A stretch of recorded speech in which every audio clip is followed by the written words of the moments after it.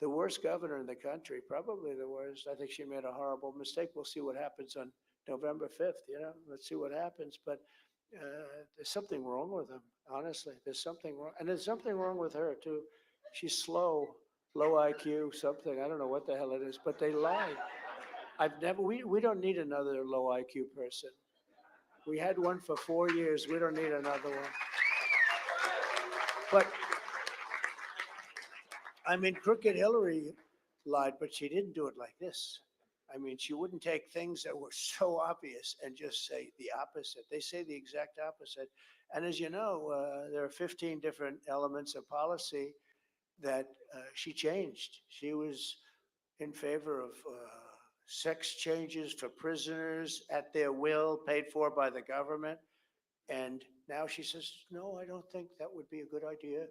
She was totally, I mean, when you talk about fracking, she said no fracking under, I mean, we have 25 commercials. Sometimes we put them on simultaneously. She's just, and now all of a sudden, I love fracking. I think it's wonderful. Although today, though, it came out, they had a bad thing come out today. One of her people said she's essentially against fracking. And it's very interesting when that came out. It was sort of a big story. One of her top people said that because that's where they are, Rick. That's where they are. They're against fracking. They're never going to, and they're against anything having to do with what's under the ground. And that's what, Germany just went through it. They almost destroyed themselves.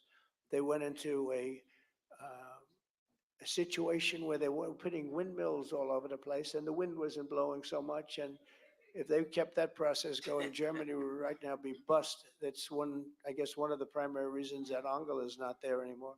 They tried it. They had solar. They had solar fields that's so big. I mean, I saw a solar field come, and I'm in favor of solar, but it's not the same thing. It's got to fire up these massive plants. It's not going to. But I saw a solar field the other day that looked like it took up half the desert. I'd never saw anything like it. It's all steel and glass and wires, and it looks like hell. And you see rabbits, they get caught in it. Never, for the environmentalists, it's just terrible. I like, some applications where you have it on a roof or you have it on something, but I'm looking at solar fields that are like miles and miles of just, and what it does to your desert areas or the areas that you're putting, it's just crazy. We have stuff right under the ground, natural gas. We have things that we had the cleanest air that we've ever had during my administration, and yet we also had more jobs, more productivity. We had the best numbers we've ever had. We had the lowest taxes we paid in life.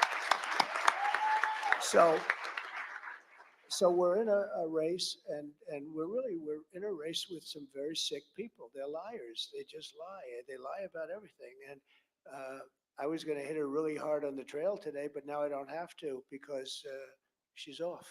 She's off. No, I can't get over it. Who the hell takes off? We have 14 days left, and she'll take a couple of more days off too. You know why? She's lazy as hell, and she's got that reputation. She's a radical left lunatic. She's further left than Bernie Sanders or Pocahontas. Now, Pocahontas, because I think, is Pocahontas further left than Bernie? Just about, right? It's close. It's close. Who the hell cares, right? Rick says, yeah, I don't know. But they're out there. But she's the furthest left. We can't have a person. She's a Marxist. Her father's a Marxist professor. By the way, the fake news, look at all of them. Where is the father? We should interview, because I'd find it interesting to see what he has to say. He's, I don't know, they seem to have a problem, but it would be nice to interview the father. He's a Marxist professor. And I think that's okay. That's good, fine. But I think it's appropriate that the father be interviewed by the fake news. They don't want to interview him, and I wonder why. If we had a real press in this country, this wouldn't even be a race. And I'm not sure it is a race anyway. They just came out with the Atlanta Constitution, just came out with a poll that we're 5 up in Georgia. We're up in... And let's see what happens, because it all doesn't matter, because, bad things happen. Some very, very bad things happened last time. And but this time we don't have COVID, and it's going to be a lot harder for them to do bad things. So we're going to see. We have tremendous people. We have a lot of lawyers working. We have lawyers working, numbers of lawyers. that nobody's ever seen before, because we're not going to play games, because we're going to lose our country. Our country's failing. We don't know what we're doing. We're left at all over the world. President Xi thinks we're stupid. Putin thinks we're stupid. That would have never happened. Putin, if I were president, Putin would have never, ever gone into Ukraine. Now we have a number of dead people that's so much greater than what they say. They knocked down an apartment house that's 2 blocks long. They're big buildings in Ukraine, 2 blocks long and 20 stories high. And they say one person was slightly injured. No, many people were killed when they did that. And these towns and cities all over Ukraine are knocked down. Millions of people. I mean, when you look at the total number of dead from that war, and it would have never happened, should have never happened. There was zero chance. His energy policy also helped it happen, because he drove energy through the roof, because he doesn't know what the hell he's doing. And if you look at now, Israel, October 7th, that would have never happened. But if Bibi Netanyahu followed uh, the plan of Biden, he didn't want him to do anything. And a bad thing happened today. You probably heard. Now, the press isn't covering it very much, which is just incredible. Possibly our Defense Department or somebody. Anyway, it was leaked, the entire military plan of Israel, the military plan, the plans they have at the highest level. It was leaked, highly confidential information. It was leaked by our somebody. They have no idea who did it. Can you imagine you're fighting a war and you have your Americans, Carlos, can you imagine anything like that? Did you hear this? You know, they leaked all the information about the way that Israel's going to fight and how they're going to fight and where they're going to go. And somebody who did that? Can you imagine somebody doing that? That's the enemy. I guess that maybe is the enemy from within. As I talk about, we have an enemy from within. They hate to talk about it. But could you imagine? Could you imagine? So we just can't stand for this incompetence anymore. We are an incompetently run country. We're led by a man that, first of all, look, I'm not a fan of his, but what they did to him was incredible. He had 14 million votes. He won the primary fair and square. He had 14 million votes, and they came to him. They said he had a bad debate. He didn't do well, and his numbers went down. But I think he would do, probably in the end, he might do better than her, because she's more incompetent than he is. I think she's grossly incompetent. And I don't want to be nice about it, because we can't take a chance. Nobody knows who she is. You say Harris. Her name is Harris. Who the hell is Harris? Nobody, even political people don't know. Rick Scott has no idea who the hell Harris is. No, people don't know who Harris is. But now they're finding out that she's a radical left lunatic, and we can't take a chance on losing this election, because if we lose this election, we may not have a country anymore. We may not. We never. And I've heard this from a lot of very smart people that are very straight down the middle. They say we may never have an election again in this country. This is where we're going. I used to say that if we don't do something, we all know what's happened with Venezuela. This was 20 years ago, one of the great countries of the world, and now it's troubled, to put it mildly. And I said would be Venezuela on steroids, meaning a bigger version. That can happen. Who would think it can happen? But I see it, because I see the people that we deal with. And these people they don't love our country. They don't love our country. And we're going to do something about it, but we have to win the election. So, when they get up and they lie about every single thing, they tell you they know your position. And in my case, it's been my position for many years. One of the people said the other night on television, he's a great guy, Jesse Waters. He said, whether you like Trump or not, his position has been the same for 30 years. I mean, it's been the same. I want strong borders. I don't want foreign countries to rip us off, Max. We're being ripped off by everybody, and our friends do it worse than our enemies. It's incredible.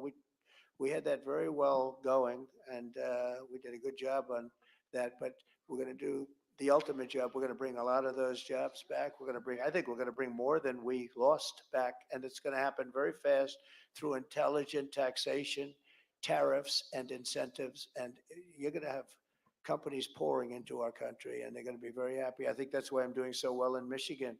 That's why the auto workers like Trump so much. You know, their union head is a stiff. He's a total stiff. He has no clue.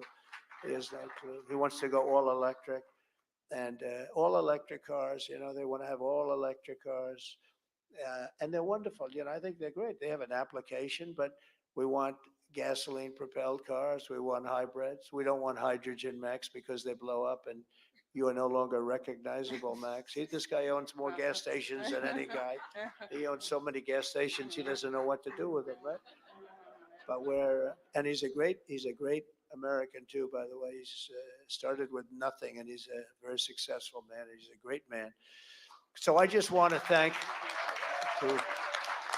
so I just want to thank you all. We can't play games with these people. These are people that are dangerous people. And again, you know, Hillary and Biden. Now, Biden didn't tell the truth very much, but he was much better than this one. This one is just an outright, I've never seen anything like it. Point after point after point, and then they do ads and they just say this stuff. And I just wonder, I hope the public is understanding it. I hope, because I found the public to be amazingly smart. They get it. I found it to be amazing that they get it. But the level of lying is just incredible. I mean, to a point where I can't even imagine it's legal. I was asking some of these lawyers, some of the top guys, I said, can they absolutely, you know, 2 weeks before an election, go out and do an ad where every one of your policies are the exact opposite? Isn't that election interference and isn't that fraud? And isn't there a court that can do something about that? But the end result is, you know, we can talk about it here and people can listen and they understand it. I think they understand it. So maybe what we'll do is we'll go around, take a couple of questions Yes. and have a little fun, okay? It's an honor to be with everybody and especially this great Hispanic community. Great, thank you very much.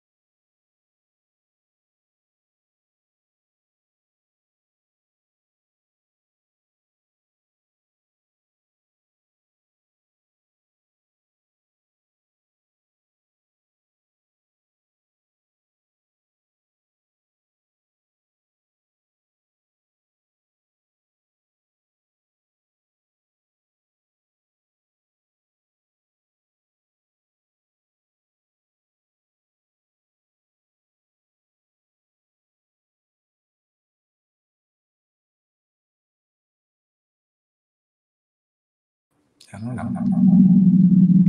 Let's mute over here. Let's turn this off. Is that still making noise? I don't know why I'll use this microphone. I don't know why that microphone. Let's go to the top.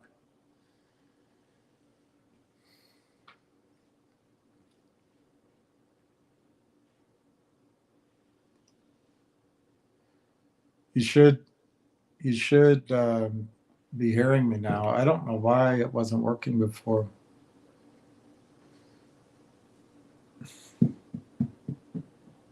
It's not better. Let me put this up.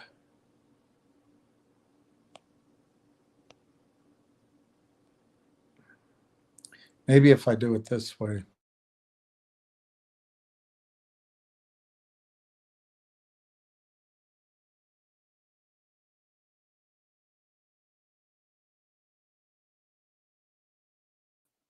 I need a wife, a moderator, and I think that'll do it. I think you can hear me now. All right, I'll give up on reading it because you obviously can't hear me. Let's just go through some of these. Big distortion. I know, I'm sorry. Oh, Wolf. I like Wolf. Let me see if perfecto it says. So I'm going to remove this one. And then that leaves that one. And I do need a moderator. Sorry, pilot. And when you're landing, pay attention to your landing, not to me. No sound, no sound. Thank you, whoever. I think Eric texted me. Somebody texted me. All right. I was making a lot of comments. God, that picture is horrible. All right. This is Junk Savvy.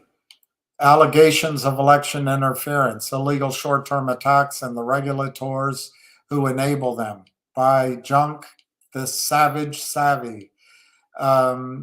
Is there a criminal enterprise of regulators, market participants, and politicians who use the U.S. capital markets as a weapon for power, political agendas, and election interference? During her 2016 presidential bid, Hillary Clinton's campaign commissioned the now discredited Steele dossier, which launched the Russia collusion hoax. This deception was clearly an effort to derail Donald J. Trump's presidential bid and cripple his presidency, but it was okay because she's a woman. While the accusations against Trump were debunked, it continues to fuel the flames of long-standing political rivalries which rage today. Julian JJ, a fair market activist and MMTLP shareholder, spoke with the Gateway Pundit and identified Goober Gary Gensler as one of the players in that campaign, quote, with deep and long-standing ties to the Democratic machine, unquote. The former Goldman Sachs investment banker was nominated by Barack Obama as chair of the CFT in December of 2008. In 2016, Goober served as CFO of the Hillary Clinton presidential campaign. And most notably, President Biden nominated the Goobs as the powerful chairman of the U.S. Securities and Exchange Commission, a position where he has reigned, should have resigned, where he has reigned since April 21. Considering his role as CFO for Clinton, many suspect Gensler may have facilitated payment for the fabricated Steele dossier, which linked to Russia. That's when Donald asked him when I was there, might Gensler be on the side of Trump's candidacy for a second time? According to Jay, Devin Nunes, the former Republican congressman and American businessman, seems to agree. He spoke to the award-winning investigative journalist John Solomon, a great journalist, along with Abby Martin and others, regarding the unusual trading activity of DJT. I have run a lot of investigations. This one smells just as dirty as all the others. While ranking member, he resigned January 22, shortly after he became CEO of the Trumpsters' answer to Twitter, a business venture conceived after the former president was banned from Twitter. In a statement to The Guardian, the staunch Trump ally, Nunes, said, quote, "The time has come to reopen the internet and allow for the free flow of ideas and expression without censorship." Digital World Acquisition Corp., founded in September 21 as a SPAC, was listed on the NASDAQ exchange for the purpose of raising funds to acquire a private company, which made them public. In October 21, DWAC announced a definitive merger with TMTG. Truth Social was to be America's big tent social media platform, encouraging an open, free, and honest global conversation without discriminating on the basis of whether or not you voted for Hillary. After the merger with DWAC, TMTG has traded under the ticker DJT since March of this year. It was not an easy path for DJT to get on the NASDAQ. Thank you, Adina Friedman. Quote, DWAC and the merger with TMTG were plagued with accusations of dubious ties to Chinese funding groups, insider trading, skirting of securities laws, and numerous delays. As soon as DWAC announced the intent to merge, Goober's SEC and FINRA immediately targeted them for investigation. Always fair-minded, that Goob. What drew the regulators' attention?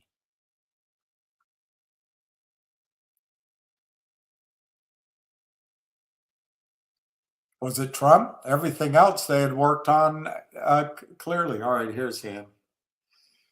We'll finish that later. Hello? What's going on? Not much. How was therapy? Sucks, but it is what it is. I'm getting there. Battery 100%. Connected to Phil's iPhone. All right. Well, everybody's waiting with bated breath for your commentary. You're online? You are. I'm not. I'm sitting back listening. I put a slice of pizza in the oven to warm up. Well, you can call back after you have your pizza. Can you give me 5 minutes? I just put it in. It should be done in a second. I'll swallow it down and I'm ready to go. Put it in and come on in. All I know is while I'm waiting here, DJT is exploding. I just posted that. When will it start to gap? It can't keep walking up like this. This is making it worse for the short sellers trying to cover, because investors get a chance to buy it. What I told you before, if a short wants to stop people from buying it, they let the stock gap. Open it like it's 34. Make it They 40 can't let it okay. go over 35, in my opinion. It'll break up. Yeah, that's the spot. But I'm just saying that this is bringing in buyers because people see a walk up. That is the best buying pattern. I've said that before in figure motion because, but they attack us down. But the slow walk up, like it did last time in figure motion to, what was it, 230, 240, 245, and they pressed it down. Will they be able to do it here? I posted all the stories about DJT and how they called out making short selling. And I can't believe that Donald Trump and Devin Nunes are just going to let these guys walk away without cashing out, making a lot of money for nothing. They tried to assassinate him, shorting the stock. They've done everything they can to try to knock that stock down. And like I said before, everybody wants that GameStop money, and this stock is poised to get it. After Donald J. Trump, after DJT goes, I expect figure motion to go. All right, we have a small time one short hiker, Jeff Easton and his friends short this thing. DJT's got the heavyweights in here. All right, you can see the heavyweights are breaking. So again, the small time crooks, they're going to go to jail. They have no way out of this mess. They can't do anything about it. But again, you see the manipulation. William, I just put up a chart of time and sales. Everyone should take a look at it. If you look at it, what I just posted on Twitter, the time and sales for just a small part of the day, I put it up at 11:36. William, 1, 1, 1, 1, 80, 60, 1, 1, 1, 1, 1, 1, 1, 1, 1, 1, 2, 1, 1, 1, 1, 1, 1, 1, 1, all one shares all day long. Very normal. It's all normal. I've been posting it to the SEC, calling them out and saying, who does this every day, selling one share like a machine gun? I told you this is a way to manipulate a stock. And for the gentleman that asked you yesterday, we were on the call, how does the stock go down? Well, if it's been at 2,000, all of a sudden the machine gun comes on with 100, someone sells, then you see 80 shares, 100 shares. They're doing this in small amounts because it goes under the radar. And they knock out the bid for 2,000 shares, doing all these small orders. The bid drops, and then they proceed to do it again at the next lower number. So if it was 190, they knock out the 190, it's 188, they hit that, now it's 186. And then they cross 20,000 shares at 186, and everyone thinks that there's been selling, but it was just this machine gun that they're using. That's what they're doing. They're not, and there's nothing else I can even say. But let me eat my slice, and I'll call you right back, all right? All right. Thank you. Okay, so let's race through this. What drew the attention of the regulators? They had gone through an intense due diligence by the SEC, etc. Was it just Trump? What role did the goober play? Settlement of 18 million. Quote, in light of the players involved, those questions should have been investigated. Two things can be right at the same time, said Junk Savvy. It seems like former commodities trader, chair of the House Intelligence Committee, and current CEO of Trump's Truth Social, Devin Nunes, agrees, Jay noted. According to his interview on Just the News in May 24, Nunes indicated that this, naked shorting, failures to deliver, is something I should have looked into when I was with Congress. It appears like it has been happening for a long time, but it shouldn't be happening in this country. Maybe we are going to expose something that is bigger than most of us can imagine, like the fact that Kamala Harris is a honky. She's white. She's not black. Her father is an Irishman, Irish Indian. But don't worry your pretty heads about that. Kamala is a woman. It's time to have a woman. A woman is better than any man, even if she's an airhead. Something bigger, Jay asked? For me and the MMTLP investor community, it is clear why he attached our congressional open letter, that's Nunes, signed by 74 congressmen to his correspondence. Unlike DJT, which still trades, MMTLP has trapped the MFing shorts and they've frozen the crime in time. Jay pointed out everything that Nunes claims regarding the criminal manipulation of his stock happened with MMTLP by many of the same bad actors. According to her, the huge difference is our evidence is, oh, here she says it, is frozen in time, ready for the plucking, to mix metaphors. If the same bad actors are involved with both tickers, she questioned, could Gensler be refusing transparency because of political motivation? All I can tell you, he's one greaseball goober. The difficult journey getting DJT to market was just the beginning of the very rocky road ahead for DJT, she said. After the ticker had been trading only a few weeks, Nunes filed a letter with Adina Friedman, the witch, on April 18th, 2024. In his first of many letters, Nunes expressed, speaking of witches, there's one down in the corner over here. Good Lord. Nunes filed a letter to Adina Friedman and expressed concerns over the FTDs and asked for transparency. Adina told him to go pound sand. She doesn't care. She gets her check for $2.5 million a month. Investors and CEOs at war with the regulators. Jay explained failed transactions, FTDs, occur when the short seller fails to provide locates. By the way, they have to provide that, according to Red Show, in writing before they enter the trade.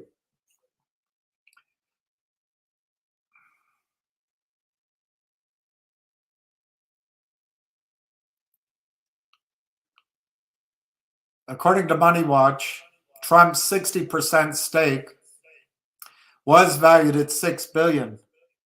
After a 6-month lockout period, his stake fell to $1.7 billion. Trump has yet to sell a share. During Trump's lockout period, Jay said he was involved in multiple legal cases across several jurisdictions in both state and federal court. Most notably is the ongoing New York v. Trump lawsuit begun in 23. A judgment was delivered of $364 million in disgorgement. And Letitia James, I am woman, hear me roar, in numbers too great to ignore. It feels so great to have women, because you know what? Their judgment is so much better just by being a woman. They don't have to have skill, they don't need training, they don't need the education, they don't need any kind of control. Just put them in. Letitia James. What a wonderful, wonderful attorney general. Moved to seize Trump's New York properties if he did not pay the disgorgement in cash. Jay said, they were trying to bleed him dry in the courts and in the market. For junk savvy, it begs the question, was it so he could not fund his own presidential campaign as he did in 16? Of course. You gotta listen to the junkster, the junkmeister, the junkizer. I don't know how to say something feminine, but the junk savvy. In his third correspondence, Nunes requested FINRA's blue sheets. And of course, this is what Ann Wagner doesn't want you to have. At the top of that list is Citadel Securities. Ken Griffin is a longtime political foe of Trump, funded this jerk, Nikki Haley, and a hot and cold guy named Ron DeSantis. After DeSantis dropped out of the race, Trump secured Republican nomination. Rumor has it Citadel exited their short position in DJT 6 months ago, so maybe Griffin decided he better make nice. I don't want to make nice. with the presumptive nominee. Screw Ken Griffin. Certainly nothing can be proven without discovery.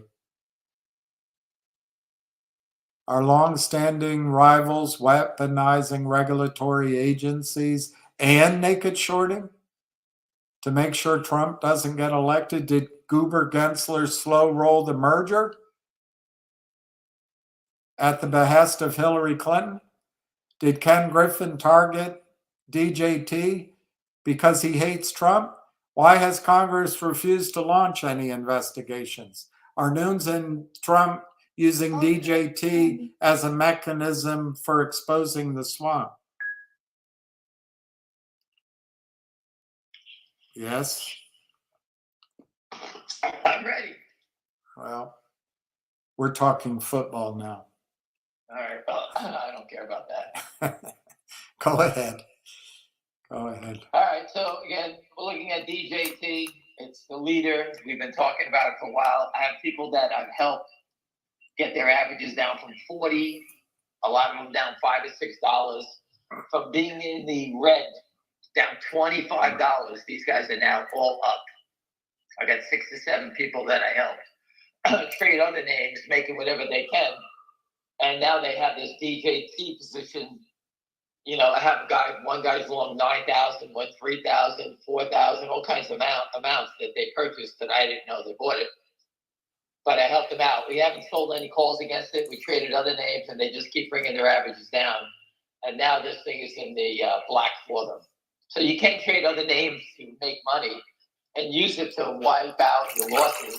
And then when your stock does come back, you're in the black, and that profit that you thought you were making and not counting, it basically comes back to life. And that's how most people on Wall Street handle their trading accounts, because you can't, impossible that every time you buy a stock, you're in the black. It just doesn't happen. You know, the market can sell off, your stock drops $1, anything can happen, and everyone does it. So don't get down on yourself. Sometimes you pick the wrong price to get in, and it just happens. It happened to me in GDC. I told everyone about it. I paid too high. But at some point, I, bit the bullet, averaged down, and it worked out for me. So, I mean, that's how it goes. Sometimes they work, sometimes they don't. But you got to learn how to dig your way through these messes and not just sit there and, listen, not everybody has the money to play. I got it. So that's why I try to tell you that when you do invest, try to average price in. You buy a little bit all the way down. At least, I don't care if you're buying 100 shares and you buy 10 shares at a clip. At least you're averaging down and keep lowering your way into a stock or way out of it. It's the same thing. But again, just looking at all the stuff that I've been posting about DJT, there is no way that Donald Trump is letting these guys get away. He's trapped them all. Whoever they are, they're going to get roasted alive. Whether it's Goldman, JP Morgan, whoever it may be. Citadel, I have no idea who it is, BlackRock. But these guys were all upside down. They tried to assassinate him. And now we're down the home stretch. In 2 hours or 3 hours, it'll be 10 days to the election. I started this north of 90. The short sellers try to make it look like we're not going to win. That's what they're doing to us in finger motion. You guys are full of shit. There's no short here. This is how they operate. Well, the same thing was going on at DJT. It was $12 and collapsing. How fast has it turned and gone the other way? And you're talking about, this is like a horse like Secretariat, DJT versus us, only because they have the president of the United States that owns that company. All right, we do not have that firepower. We're in the same group as them, that I can assure you. All right, and the only reason we're even in that group is because of relationships that I had from 20 years ago. All right, so again, DJT, I always felt it would go first. Why? Because who in their right mind would be shorting the next president of the United States' stock, and think he's not going to come after you for naked shorting? Devin Nunes has been telling you they're pissed off and they want this to end. So Trump is going to throw out Gensler. I'm trying to get the contact that I have to get Trump to say something about stock settlement. He knows about it. We all know. But I don't know how he doesn't incorporate that. He's going after, he said he's helping the people in Bitcoin, he's doing this. But how can he not help himself out with his own public company? Which, by the way, he says he's not selling his share. And which, by the way, I told you, everybody, that they weren't going to sell. I told you, Devin Nunes told people I know that they would only sell it north of the short squeeze trigger number, which is north of 45. So again, these guys all know what's going on. You know, the company can always raise money. That's their business. It's not a crime to raise money, but on Wall Street it is. It's set up between the loophole of shorting. All these hedge funds act as though and you guys have never walked into an office of a hedge fund that lends money. And the only thing they ever ask you is this: when you walk in there, what's the volume in your stock? That's all they want to know. Jeff Easton, I'm sure, doesn't even know what finger motion does. They just make it up. Oh, yeah, it's fantastic. We're in. What's the volume? Oh, you trade 300,000 shares a day? They're licking their chops. But 100,000 shares a day, if they can sell 50,000 shares a day at $4, they're making a lot of money every day. So they give you a couple of $1 million and they recoup it by selling it. The minute you call them, they started doing it. Once they know your symbol, they start selling it. And by the time you get to see them, your stock is already trending down, and they ask you, what's going on with your stock? Why is it going down? And the CEO is going to sit there and say, I don't know, not knowing it's them causing it already. And they use that ploy to get you a better deal, saying, hey, you got to go now before your stock goes lower, because if it goes lower, we won't be able to invest. And I'm sure the CEOs all say the same thing. Okay, let's do it now before it goes lower. We don't control it. And that's how they con these guys into doing these deals. For example, KNW, if anybody owns it, just go read the terms of the debenture, and Lynn Partners gets to convert at the lowest price, at a discount, you name it, as low as possible. So the stock could only keep trending lower. They keep selling. Even if they sell 100,000 shares a day, 20,000 a day, 20,000 a day, they just keep collecting it, and they're going to buy it back at 2 cents. And the company's going to get delisted, and then the company's going to have to reverse itself. There you go. And all the investors, it has nothing to do with the company. The company is probably a good company. But the price of the stock will get it delisted, and the shareholders that invested in the beginning will get wiped out. MULN, GNS, just go down, all the list of all the CEIs, all these companies that tried to raise money all got wiped out. And it's all due to naked short selling. It's impossible that everyone has a bad business plan, as William spoke about that before. William, does anyone have any questions? Yeah. Ben Zaga wrote an article about DJT that a whistleblower said David Nunes was outsourcing workers, so they tried to attack it yesterday.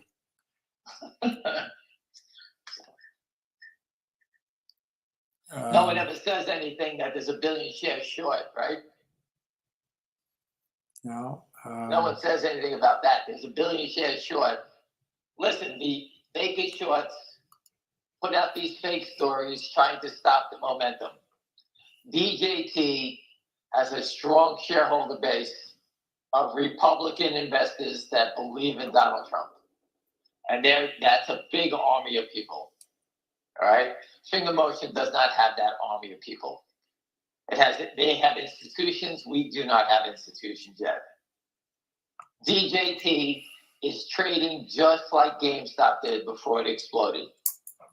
What does that mean? It's moving up. They get the short stories, kind of knock it back down. The volatility, I explained to you 20 times. That's what they need. They need volatility, right?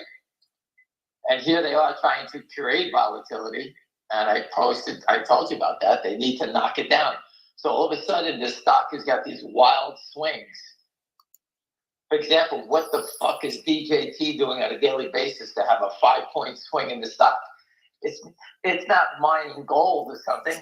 It's just a social play. It's a platform. What is making it go up and down like that, like crazy? It's security fraud.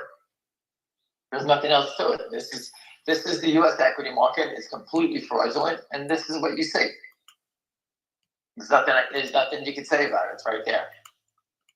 Again, nothing is making stocks move more than naked short selling. They drive them down to make people bail out. They make people buy. You get all this volatility. Finger motion cannot have the volatility because it's so close to where this guy's he's upside down. They're afraid to push it up, so they keep trying to lean on it. And they lean on it by selling hundreds of shares, little shares, and then they cross stock, and people think people are selling. But you could, if you just, go take a shit and come back 20 minutes later, you stop trading 2,000 shares all in small lots, and nothing's happened, and yet it's down again. This is how they manipulate it. Anybody can do it. I'm sure by now everybody listening to us has learned how to manipulate a stock. It's pretty easy.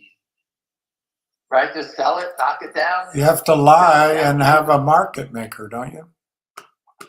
No, well, a lot of these guys don't need a market maker because they use the online platforms. That they have the right to make it short because they have market maker status. Yes, but they go through the platforms and they just say, no, we're just selling it to make an orderly market, and they just knock it down. No one checks. The only people that check on the shelves to deliver are us. Or you think the SEC would come out today and say, hey, you know what? You can't sell 60% of the shares short on one day, but a market maker exception. It's too much. And they don't even acknowledge that. That's the crazy part. We put the numbers up every day. Finger motion yesterday, for those who don't know, the company was naked shorted, I think over 160% yesterday in the volume, William, was reported as a naked short, right? Mm-hmm. So what does that tell you? They're still doing it. And why would they stop? They can't get out, so they continue. And you say that everyone says then, well, we can't win if they continue. It's going to come to an end. Just like DJT, they were selling it at $12 not too long ago. $12. And it hit 34 today. Granted, you can sit there, oh, it's down from 75. I'm not going by that. They were pushing it down to 12 because these guys need to cover. And this is how they do it. They push it down further than it should go. And then they turn around and they get the people that are sitting here saying, I paid let's say I paid 30 for DJT. It went to 12. It's over 30. Fuck you. I'm out. I'm going to break even. That's what they're grooming everybody to teach you how to trade and how to bail out when the stocks rally. Hey, you made a few bucks. Get out. What are you doing? This company's garbage. Get away. This is how they train you to think. Stocks go down further than they're supposed to, then they spike up higher than they're supposed to. This isn't an equity market. It's a wild ride. That's all it is. Stocks should be trading like this. The stock was just trading at 12. It's trading went as high as 34.60 today. What changed to make it go always back up? Security fraud. That's it. And I don't understand how the SEC allows it to happen. I don't know DJT. I talk about it. I talk about many names, but it's just very blatant that you can see it here. What's the next move? It's hard for me to tell you to go chasing DJT. If you want to be there. If you want to participate, you buy some of the cheap calls and forget about it. That's what I've always told you. If you bought the stock, you buy the dip, sell the rip. It's got that pattern. It's been going on for a while. And using that pattern, I blow it. I told you. A bunch of people, their average cost to DJT, just trading DJT, nothing else. Buying the dip, selling the rip. Guys are making 60 cents, $2, $1 all day long. Some guys have made it twice in a day.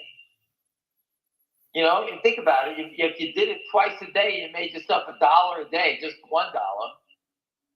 Give it 2 weeks of doing this stuff. These guys have made 10 points. You own it at 38. Now you own it at 36, 26, whatever it may be. And that's, but the only reason that it's happening, William, is because of volatility. They need to make volatility. They need to create volatility. Finger motions, volatility has only been pushed down, and it's been a slow push. Yesterday, I knew people were buying it, but I didn't know it to that extent. It was like 160,000 shares were purchased. So there was a good purchase yesterday, and the balance was all naked shorted. It's all naked shorted. It's just, excuse me, 60% of whatever the number was, 300,000, so it was like 170, 160,000 was purchased, which was naked shorted. And the balance of the trades, of the volume, was washed trades. I put them up all morning. 15,000, 12,000, 10,000, all in these big blocks. And then you see no selling, which I just posted, the one share all day long. So you either get a big trade or you're going to get 100 shares trading, or one share. That's not normal trading, my friends. It's manipulation and it's coming to an end. And everybody can sit there and say, well, it's not going to happen on day one. William, if you knew something, if you knew Merck was going in front of the FDA for their cure for cancer or whatever it may be, and you know the FDA meeting is in December, when do you buy the stock? After the shorts destroy it. No, I don't know. So the short, so anyway, you got to buy it in advance of the meeting, because when the meeting comes and all the signs point to being approved. Well, but if I heard the news through the headlines in the newspaper, it's too late. That is correct. That's why I keep trying to tell people you got to be ahead of the curve. And what you're seeing is DJT, is the shorts know what Trump's going to do to them, and that's why they're panicking here first. That's just how it works. I wish we were first, but well, unfortunately we're not. Donald Trump is a bigger name than we are. Does anyone have any questions? All the rest of the shit's not moving, so I can't even waste my time talking about it. Danielle says there's no way he's winning. I think he's going to win, but he might not be president. Who knows? Listen, Danielle, I'm not here as a political speaker. I give a fuck about stock settlement. And I got it. You guys can have your own political, and you don't like the guy, whatever you want to do. I could care less. Either way, I could care less. Kamala's a piece of garbage. This guy's a piece of garbage. Okay, right? Donald Trump only helping billionaires. Well, if he's going to help a billionaire, he's going to help himself with DJT. So using that logic, everyone should be piling into DJT, because if he's going to help anybody, he's going to help himself, right? So if that was the Democratic line, they're telling you, go buy DJT.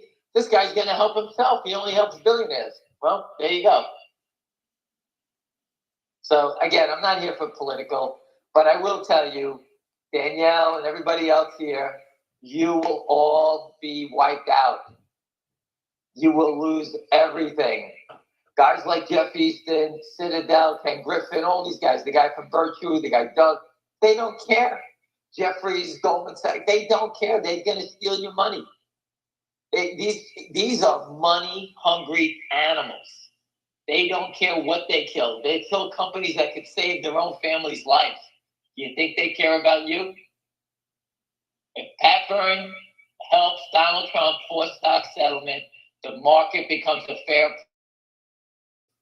People thrive. Medicine will be approved. People will innovate. Right now, it's like, you want to go public, you're out of your bird. And I hear people all the time tell it to me. Oh, I want to go public.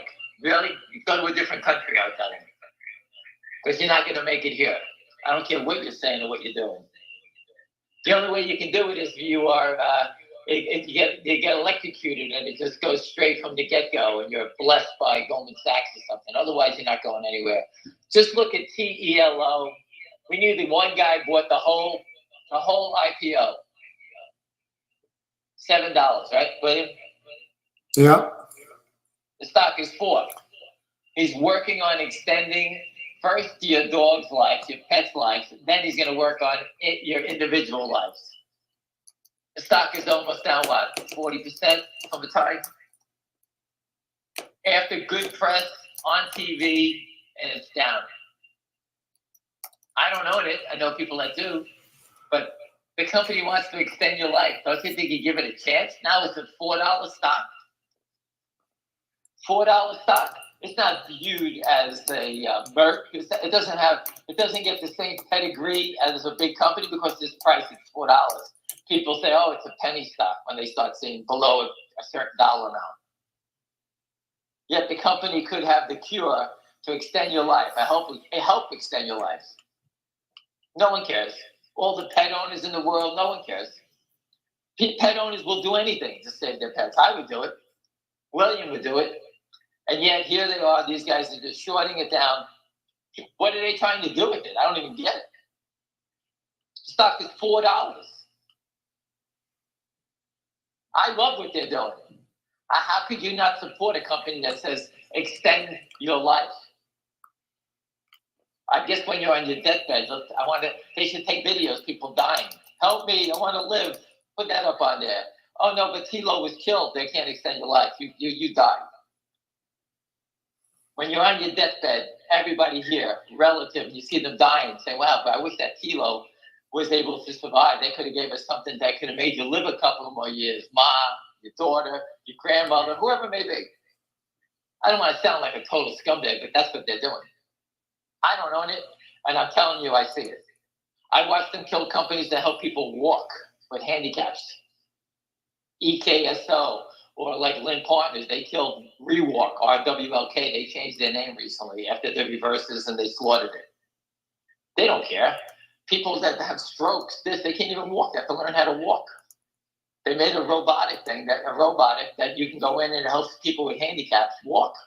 Someone who has a dead leg, it helps them move it. Stand upright, get the fluids out of your lungs. They don't care. Could kill us. Jeff Easton and his buddy in Australia are up 220% laughing. The company still exists. We helped them out. We gave them money. Oh yeah, but we already stole $50 million out of it. No big deal. The weight of the counterfeit shares hurts the public companies. Just the way it is. You can see it. Look at the weight and finger motion. It's just constant selling. You take 2,000, there's 3,000. You take 3,000, there's 1,000. Take the 1,000, there's 500 shares. They just keep filling it in. And people say to me all the time, where'd they get all the shares from? And I can't even explain to them anymore what counterfeit means. It's just making it up. Go make a fake $100 bill. Go to your copy machine and make a copy. That's it. As much white paper you have, as much money you can make. That's what they're doing. And the SEC knows about it. The broker firms know about it. And all these IOUs are floating through the systems. And the weight just keeps circling around. Now, when someone forces delivery, okay, it could be a small brokerage firm. That's why I keep telling the guy from GameStop, open up a brokerage firm. He can force stock settlement himself. And what does that mean? He opens up GameStop brokerage firm. He becomes self-clearing. And if any shares that people buy within his firm, let's say all his clients are GameStop holders and they all go out and buy GameStop. If someone doesn't deliver the shares, he could say, hey, we need to deliver these shares from yesterday. If you don't give it to me by 10 o'clock, we're going to buy you in. So imagine the short sell it to them short at 20. And the next day they get bought in at 22. They lose $2 each day. Do it again, you get bought in again. Do it again, you get bought in again. He can do that. E-Trade is not going to go against Morgan Stanley because I think they're owned by Morgan Stanley now. Morgan Stanley is not going to go against Goldman. Morgan Stanley's going to get a call from Goldman and say, hey, you owe us 1 million shares in the DJT. If you don't deliver it, we're going to buy you in. Goldman tells Morgan Stanley then, hey, if you force us to deliver DJT, we're going to make you force you to deliver the 2 million shares of Apple you owe me. So instead, they just shake hands and say, we'll look the other way. That's what they do. That's how it works, by the way. And if the back offices are all run by the same people. And there was a famous guy who worked at Smith Barney years ago. His name was Palmieri. He got arrested for some sort of fraud in the back office. And when he got out of jail, he wound up building a $30 million house. I don't know where he got $30 million from when he was in jail, but that just shows you how deep this crime thing is. He was the leader a family. It was a Palmieri family. I think one worked at Barney, one worked at Merrill. And imagine having your whole family in this business. They don't buy each other in. And they colluded together. And this guy walks away, comes out of jail, and he buys a $30 million home. I'll go to jail for 2 years, come out, give me a $30 million home. As long as there's pickleball in jail. Do you want to talk about Wolf at all? What are there shorts? Is there a break price? It's been, Bitcoin's been exploding, so you have to assume that Wolf will go. It's a huge short. It's a $1 billion share short. At what price? I don't know the average. Listen, I've been reporting on this thing since 60 cents or 70 cents. My people, everyone that I know that was in it, sold out on the first run to 4 or 5. I forgot what it was. They all dumped it. It pulled back. Bitcoin took off, and now you get the second leg of this thing. I mean, I've always heard it was going to 20, so 20, 30 bucks. I told you I was at a conference, and I met the people from Wolf, and they're just brilliant people. And that's what brought my attention to this stock I told you about yesterday, William, this NNE, Nancy Eddy. I told you, guy told me about $9. It's a nuclear power company. And today it was up big yesterday, 27 something, maybe $28 at close. It's down $3 today. This stock is 100%. It's been naked shorted up and down. You can just see it. The swings in this thing are wild. Nancy Eddy. I even said it on your call. I saw the head of Microsoft saying that they want to use nuclear power. So that was on Fox. That was around $15. And I just keep an eye on it. And, just watch that stock. The trading in it is definitely wild. Nancy Eddy.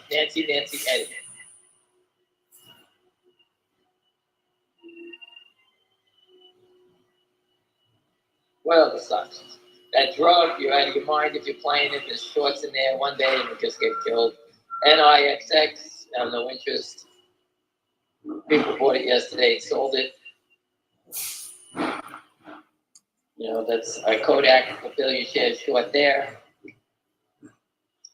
The AMC, GameStop, remember the companies took money from the shorts. They funded themselves, which is what they're supposed to do. But again, that takes away the short squeeze potential. That's my opinion of it. I don't give a fuck what Warren Kitty has to say. Since he's been posting this stuff, the stock is down $10.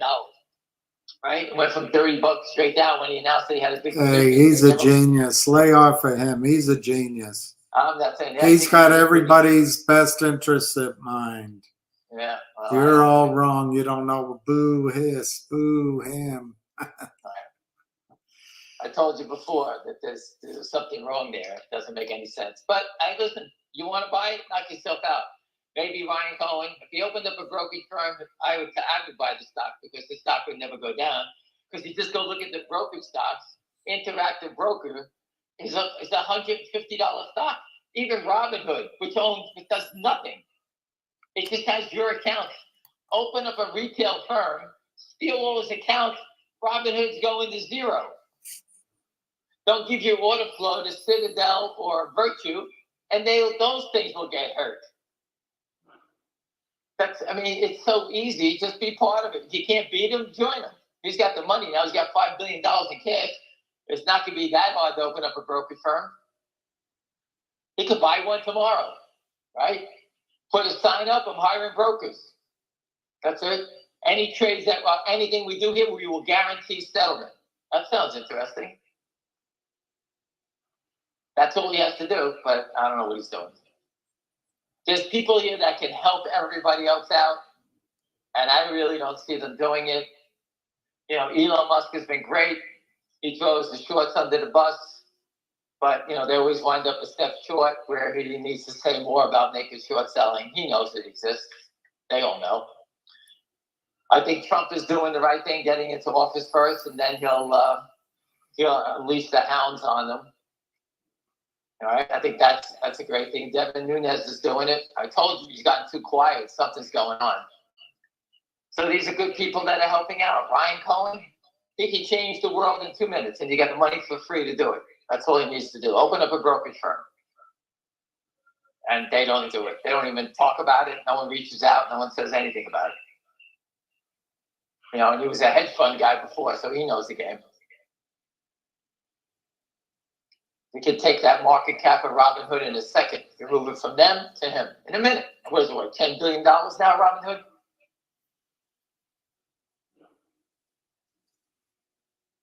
Anyway, let me walk through this nonsense again. Wolf, I don't know. It's based on Bitcoin. I told you before, these guys are smart guys. They one of the guys he built nuclear power plants. They get the power. They're the only one with the low cost of nuclear power. So, you know, as far as Riot, Mara, those guys helped design Mara and Riot back in the day. So they were behind that. So these guys know what they're doing.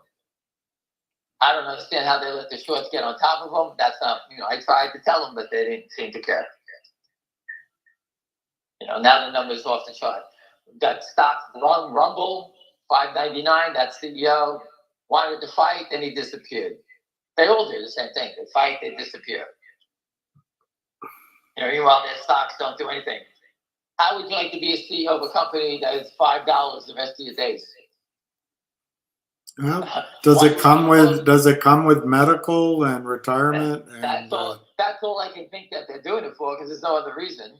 Because the day he files to sell a stock, like look what DJT, they filed to register their shares, the stock went straight down. The shorts were selling, they're going to sell it, they drove it always down.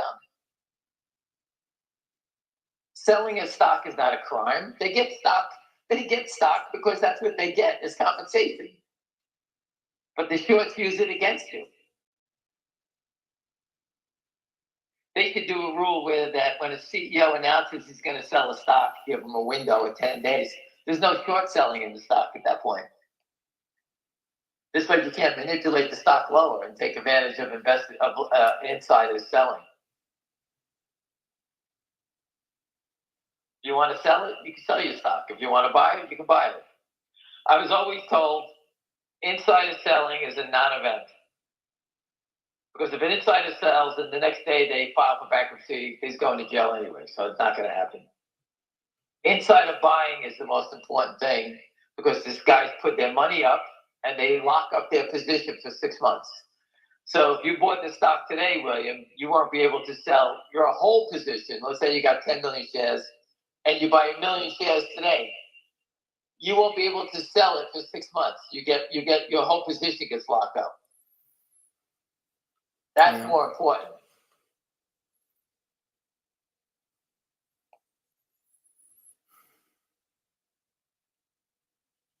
Where I'm sitting in the backyard, it's beautiful outside. Man, there's no wind, pure sun, it's beautiful out, and I can't play pickleball because I gotta go ride a fucking bike. What else, William?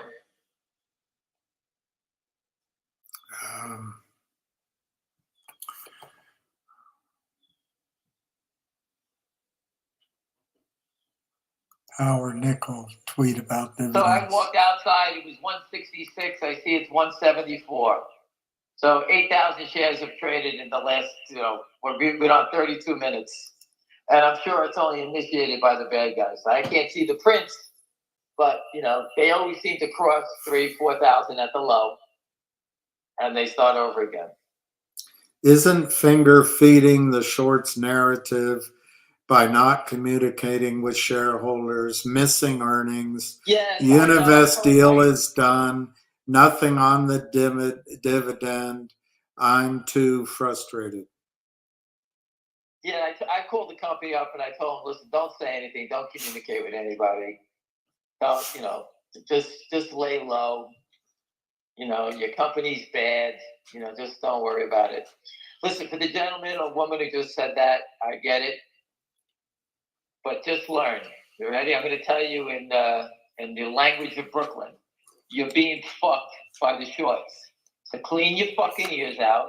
Go call a fucking cop. If you live in New York, go to the DOJ. Go downtown. Knock on their fucking door. Go to the Southern District with a sign, which we did, by the way. You're being manipulated to steal your money. Companies operate as a company. They have up and down quarters.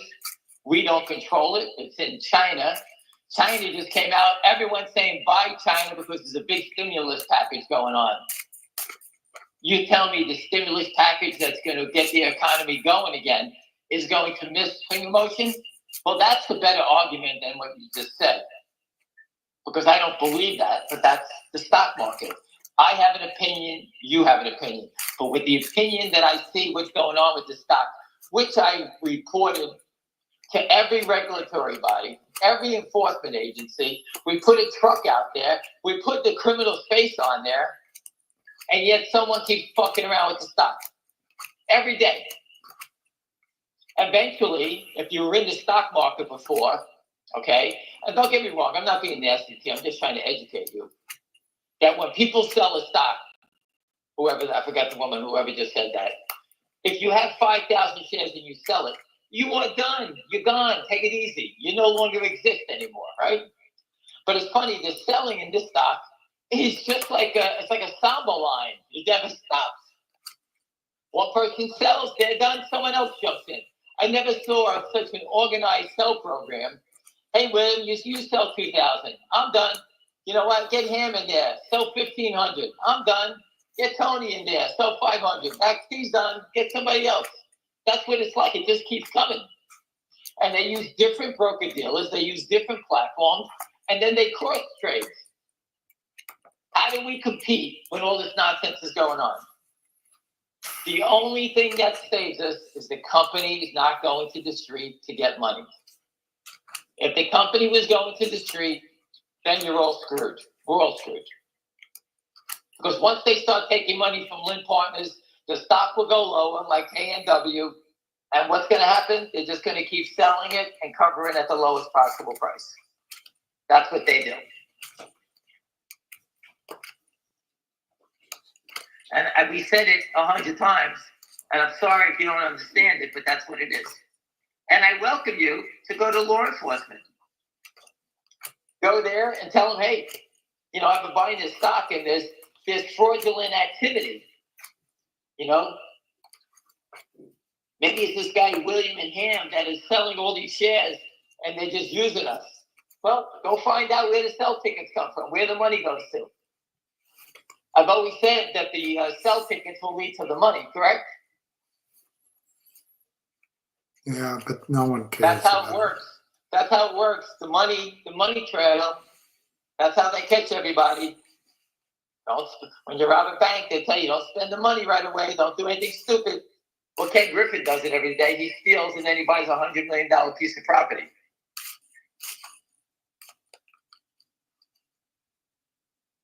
That's a Scarface. That's a criminal. I have no idea what Jeff Easton's doing. He's fucking eating it, that fucking fat bastard. And once again, anytime he wants to talk, we're all ready to, my friends, everybody wants to go sit down with him.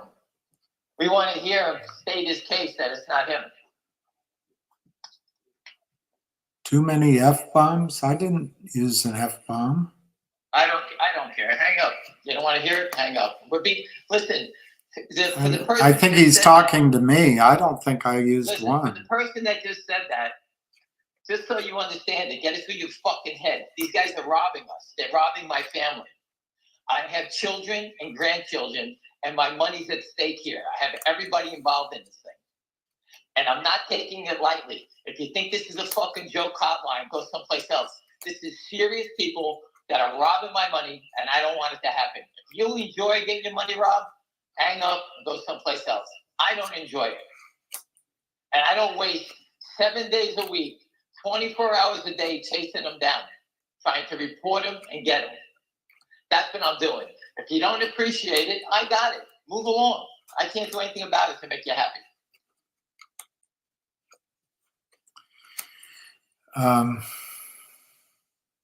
That's just how I feel.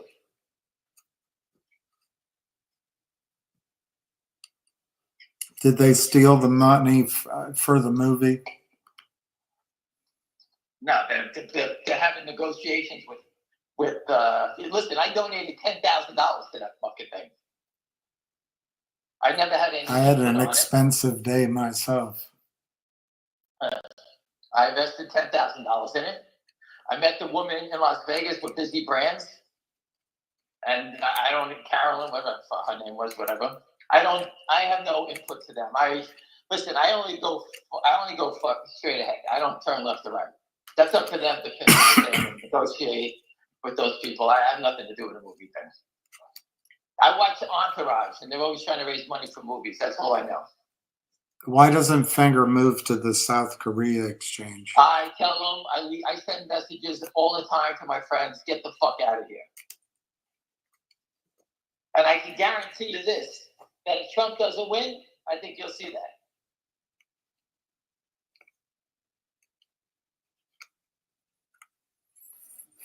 How's that, Frank?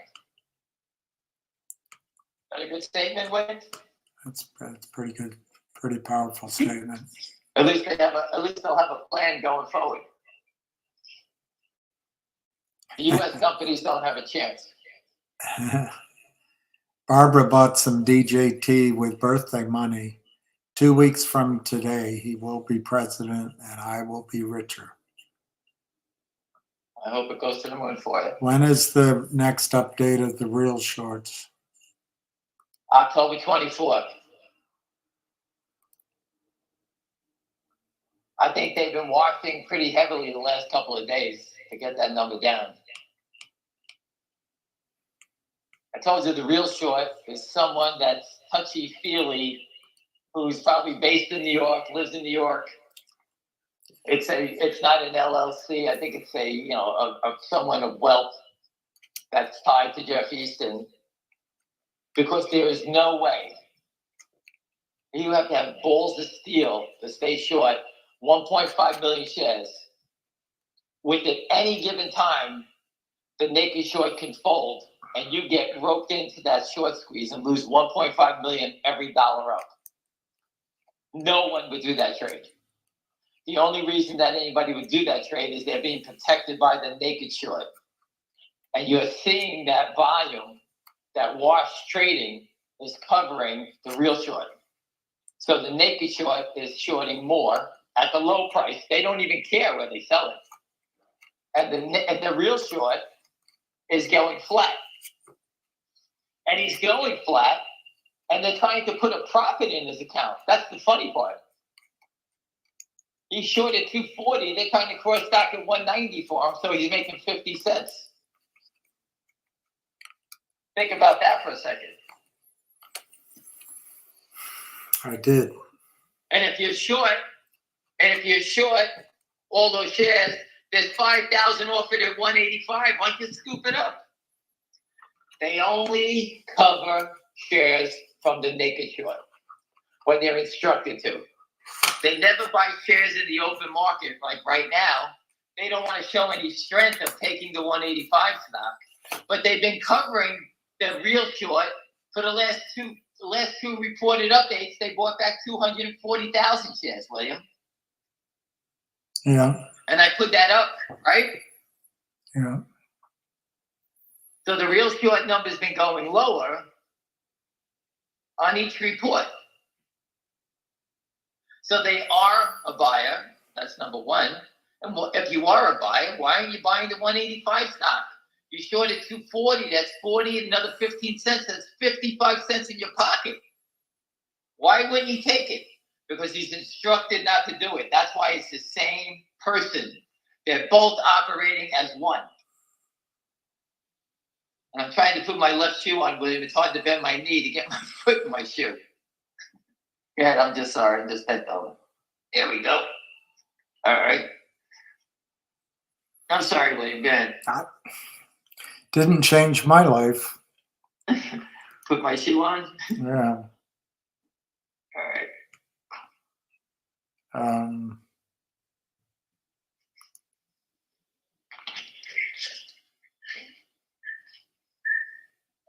Just remember, you're the real short.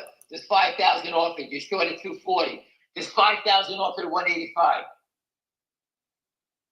When in a second, I did this type of trading. In 30 seconds, I wouldn't have to call my client up and say, I just took the 5,000 for you. They would say, thank you. Because once they start covering, they continue to cover. They don't just stop. Oh, I bought 240,000 shares. Let me stop covering. That's not true. That's not how it works. Once you change your mind on a position and you're short, they start to cover. It may not be all at once, but it's a gradual covering. And when you see 5,000 offer or 10,000 offer, take it. That's what they say. Take it. These guys are operating. It's the same person. Two different accounts, but it's the same person quarterbacking it. You could just, they think this fucking thing with two heads. It's the same thing. And anybody's old enough, there was a movie, Ray Milland and Rosie Greer. The doctor was dying, so he put his head on Rosie Greer's body. And it became the thing with two heads. Pretty funny movie. Anyway, yeah. I'm sure it was. Wasn't Rosie Greer in Ray Milland. Ray Milland, is that his name? Ray Milland, something like that. So finger motion. I went inside. I went outside. Put my shoes on. Talked about a whole bunch of bullshit. And the stock hasn't traded in what? 9 minutes, 10 minutes, 15 minutes? No big deal. Yeah, they're selling in this stock. There is no selling. It's initiated by the shorts. That's it. And investors do not need to buy stock every day. That's not how investment works. You buy it when you got the money and you take a shot. That's how it works. The reason the shorts are winning is because we do not have institutional ownership with deep pockets here buying, hey, buy another 50, buy another 30. They just keep throwing it out there. And they do that in Apple. When Apple sells off and it's below a certain book value, whatever it is, they step in and they start buying it. GameStop, before it took off, I reported the short was over 177% without adding other little numbers to it. The ownership was over 177%. The ownership now is 20%. That means all those funds that bought it all sold it. And people, just to recap the two things, we reached out to Michael Tepper. We're waiting for a response back. But one of our good shareholders reached out to me yesterday, and he's got a connection to Michael Burry. So I'm putting together a document. I emailed the IR guy to get me the updated timeline from the company, from their business, whatever presentation they give out. As soon as I get that, we're going to get it to Michael Burry. The guy's hounding me every day to give it to him. But I can't make it happen because I can't create a document like that. So people are still doing everything in their power to help us out. We got great shareholders in here. And again, I can't make these guys stop. The SEC, the DOJ, Andrew Left has gotten busted. The Anson Fund. Look at it's just insane that they let these people just loot. And if Trump loses, we should all do the same thing. We can pick a stock, make up a story, just do like them. We'll get to Benzinga. I can get you to Jason at Benzinga, and we're writing some negative stories. What's the big deal? So the 5,000 offered at 185 is now 500 shares, and it was 174 is a buying and no trade. Friends, that's the sign of a spoof. Do you go out there and spoof all day? You just watch them do it for 5,000 shares. We just talked about it. You think it's hard to follow? If you memorize the numbers, you can figure out the crime all day long. Spoofing is illegal. You saw West Christian just put up another lawsuit against everybody for $700 million. That was a $7 drug company. What kind of stock market that you see people filing lawsuits, yelling naked short selling, counterfeit shares all day? It's everywhere. You don't think the world knows about this? I went around the globe. They all know about it. One person on Twitter, Sir something on Twitter, sounds like a nice guy, he keeps posting to me. I posted about, Thailand or whatever it was, imposing these fees on naked short sellers 3 times. Whatever they make, they get charged 3 times the amount. And he goes, well, I don't care what happens overseas. And I'm basically telling him, hey, Those countries are smacking and spitting in the face of the U.S. And the people that are in the U.S. should absolutely not invest in the U.S. anymore. That's what they're telling me. That we're a joke and they're making fun of us. That's how easy it is to catch these guys. Thailand is catching them, South Korea is catching them, China is catching them, India is catching them, and the U.S., you hear crickets. The head of enforcement quit, the head of the SEC is being thrown out, and no one says anything about it. And they're shorting the next president of the United States stock. You tell me if that's not nutty. And I told you before, shorts cover in waves. They spike it up high, then they walk away because everyone knows they're the buyer, and they let it come in. DJT went to 34 something. It drops to 33.5. That's the drop. They walk away. It'll stop, go sideways, and then it'll continue to trade higher later on. I'm telling you that not to buy it. I'm telling you that's how it works. If you see that pattern, then you know exactly what's going on. And that's the same pattern that I see every day.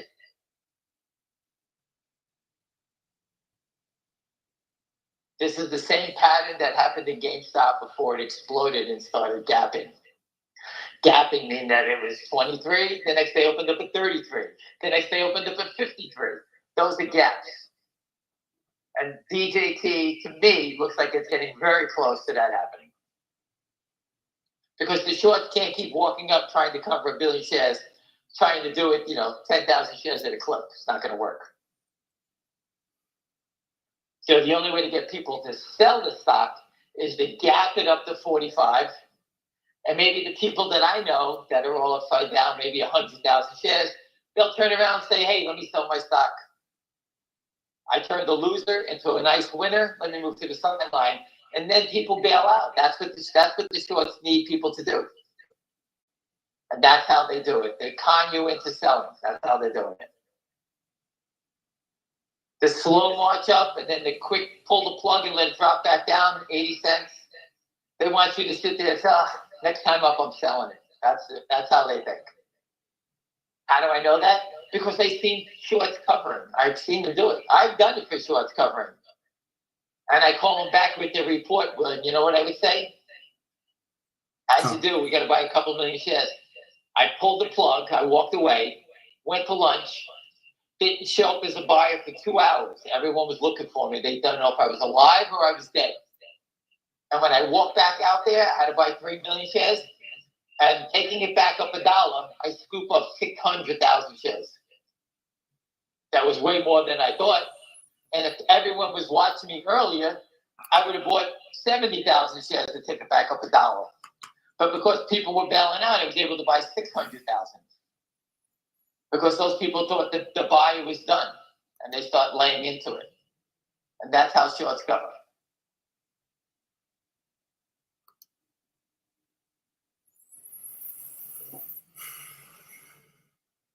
What else, William? Talk to me. Have you heard of wolf speed?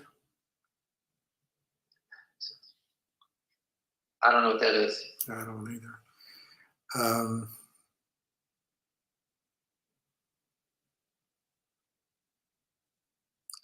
Can you tell your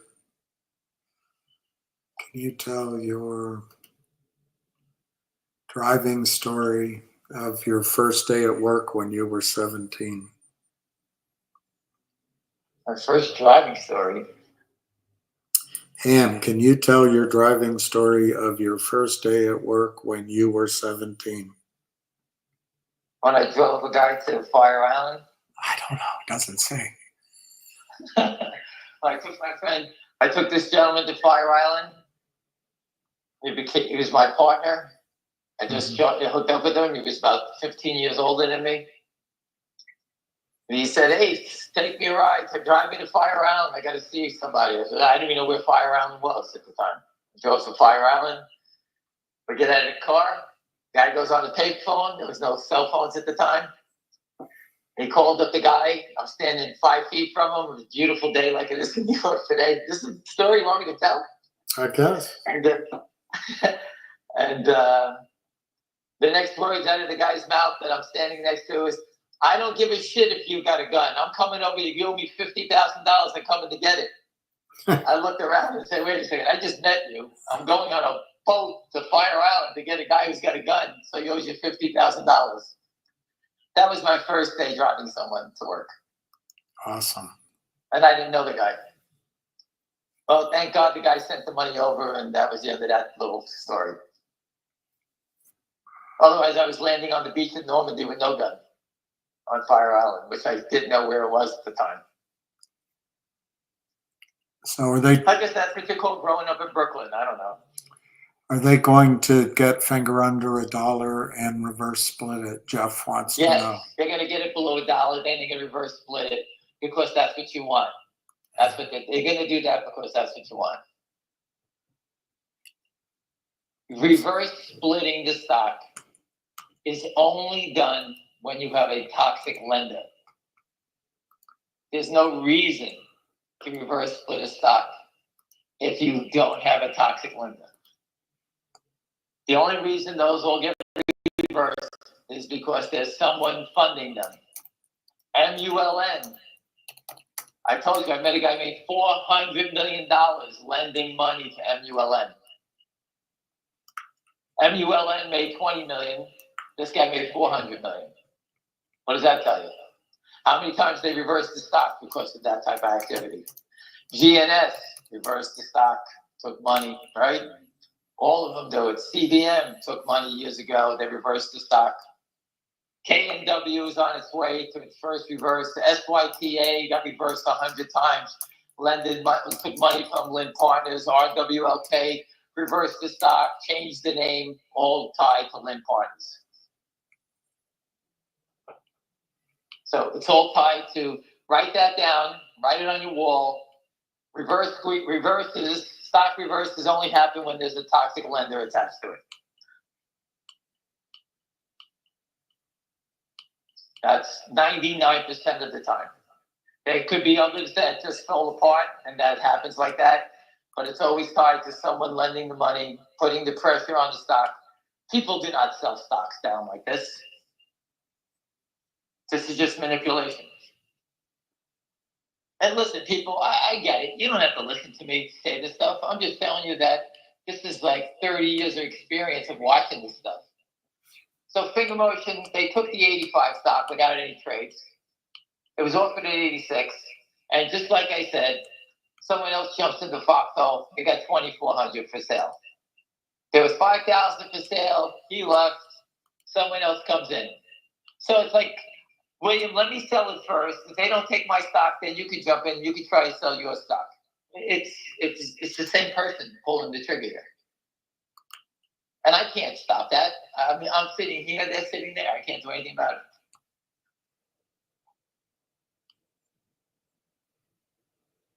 But at least you can understand how it works. And I do believe this is the only time ever you're going to have an opportunity to make a lot of money because of this fraud. I still believe in that.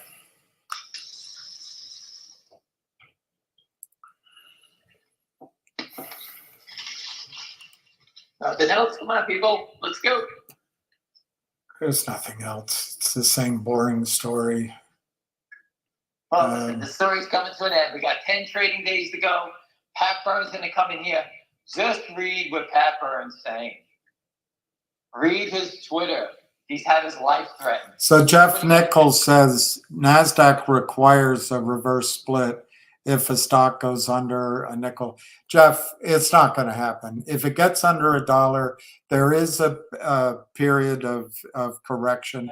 But Listen, maybe they'll just go to the over-the-counter. Jeff, you're part of the shorts. That's what you are. Jeff, listen, So just go tell to Jeff hell. Tell Jeff Easton and his friends, we're coming and we're going to find all the money and we're going to get you. That's all. Don't keep playing the game. We don't keep doing it. You're not getting out. You can say whatever you like, write any story you like. It's going to start where it's. All I can tell you is Finger did a deal with your friends at Lynn Partners. It's taken them almost 2 years to extricate themselves from that. They only have 50 million shares outstanding. There's no reason to do a reverse split. And NASDAQ's a piece of shit exchange. And I'm sorry, John, that I used that word, piece of shite. And if they get kicked off, it just stay on the over the counter. Just screw the NASDAQ. There's no benefit of being on the NASDAQ. 0, 0, 0, 0. It's run by an ineffectual woman who would rather collect her paycheck than do anything good for CEOs or for shareholders. Who cares about the NASDAQ? Right. Have I made my feelings clear? They make it sound. Hey, Jeff, thank you. Thank you for apologizing for a question we didn't like. You know what? I'm gonna ban Jeff. Listen, you don't need people that are asking questions like that. Listen, KNW is going to reverse. It's first, they're going to go down to pennies. Lynn Partners is killing it.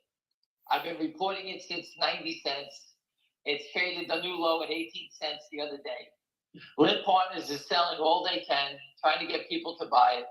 They're going to push it down. It's going to unwind itself.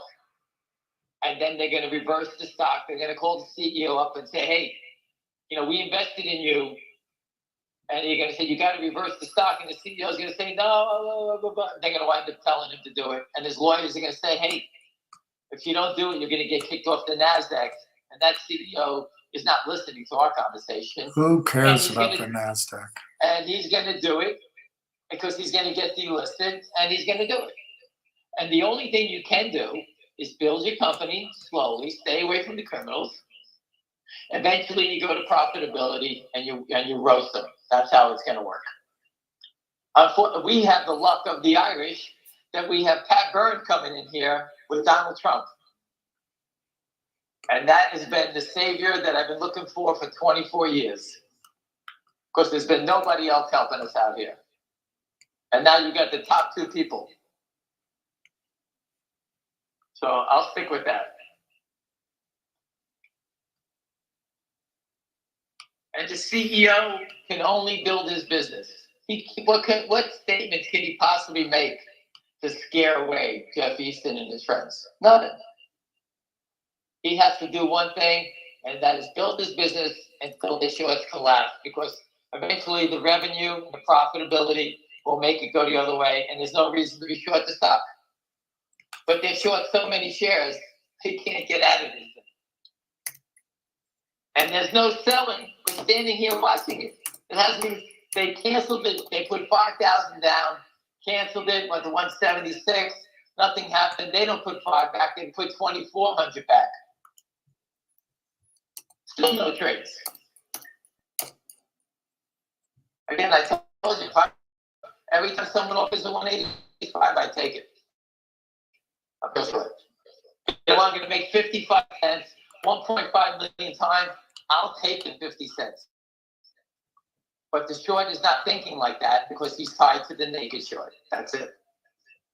Every real short in the world, if you ask anybody, hey, I'm sure 1.5 million shares of the stock at 240, it's offered at 185. Should I take some to cover? They'll be sitting there. Is it going to zero? You're going to go, nah, I don't think so. Then you got to cover. That's what everybody would say.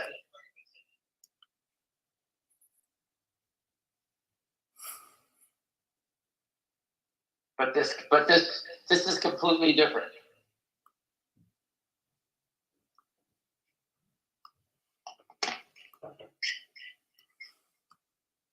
What else we have here? Nothing. Again, listen, people, this is easy for me to do. I'm not trying to insult you. This is a real big boy game. If you want to get robbed, go to Times Square. I'm sure they'll help you out. They'll take all your money and your watch in about 20 minutes.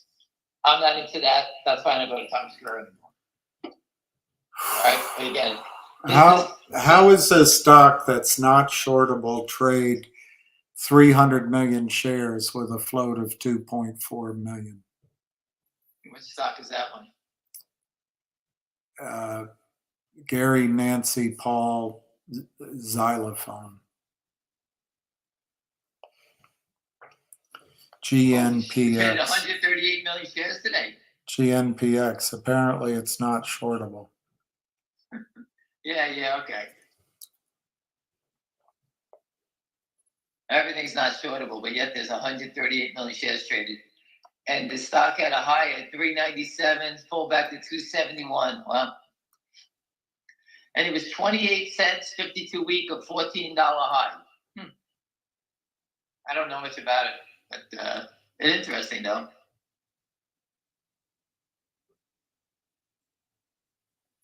So this thing was garbage for a long time, 1 month ago. Mm-hmm. William? Yeah. It was garbage a month ago. Hold on, GNPX.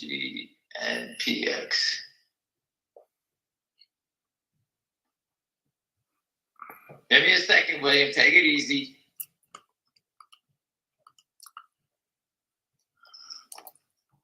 Historical data. Let me look here. This thing was 30 cents 2 days ago.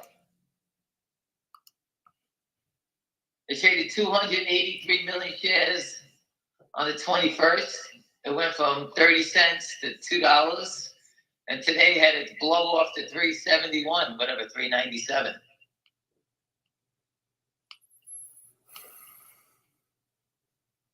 And going back in time, they've had a couple of, just 1 or 2. They had a big day at $3, not much. They did a 1 for 40 stock split. Yeah, they needed to stay on the NASDAQ. It's so important. Right. Well, now they got, who the hell knows? But It's so important to stay on the NASDAQ. So how important. does the SEC, for the person who just said that to me, is how does the SEC look at it? You know they have a volume alert system, right? Because everyone has that. Hey, look at this stock, GNPX. It never trades. It's traded up, 200 million shares today. How is that possible? What did they say? It's impossible. I'm going to lunch. Is that what they say? Every day you see a stock like this. What kind of exchange is this if that can happen daily? Who's doing what to create all this volume? Where is it coming from?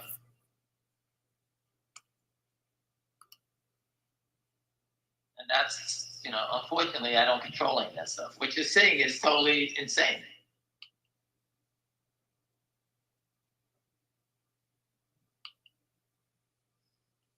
So they took the 185 stock, and now at 186, there's 3,000 more.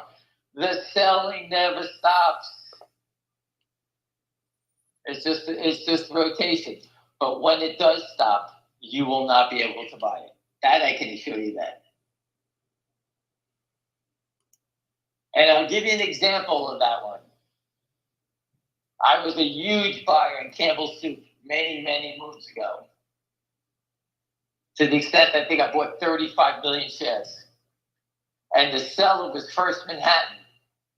And Pat Burns said he used to work for First Manhattan in one of his videos and how it was one of the most prestigious firms. Smart people. We all knew that. When I started buying it, they just come back and sell it every day, Ray. Sold it. How many shares today? 3 million. We take it. If they done? We don't know. They come back another 2 million, another 3 million, every day. And then one day, after I was like choking because I bought so many shares,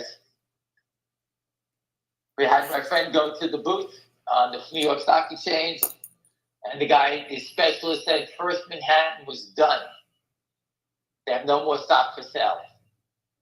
Well, true story, Morgan Stanley reached out, and they bought all the stock back from me at 42.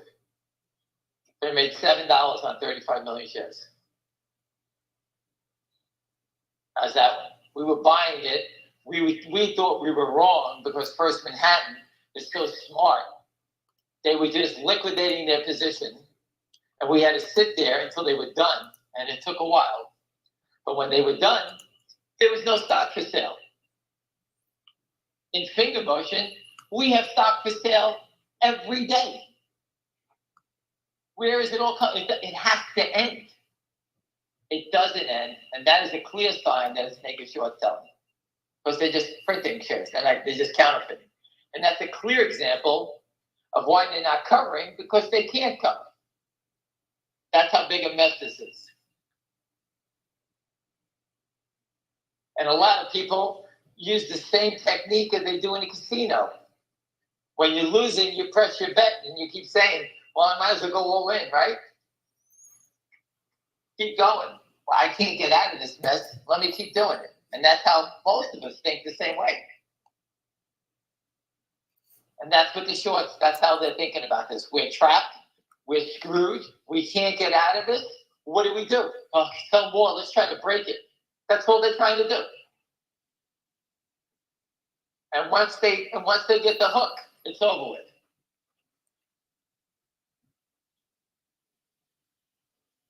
And that's how it works. Any other questions? Boy, is it nice out. What is the float of Finger? I don't think it's 30 million shares. I think it's less. What's the And it's outstanding? 86%. What's the outstanding shares? It's 50 million, I think. And it's 86 owned by insiders. 86% owned by insiders.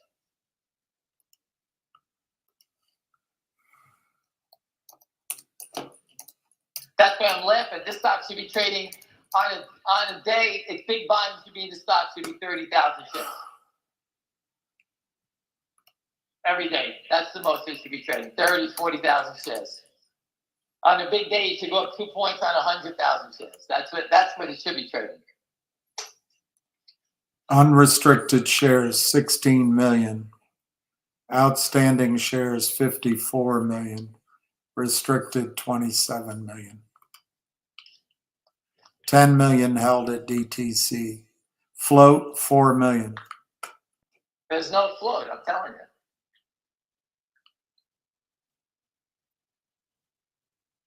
Hey, do you own home? It's right there.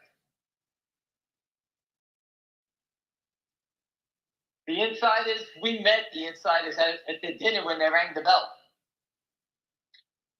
Many from Asia, Malaysia, Singapore, China, they're not selling the stock.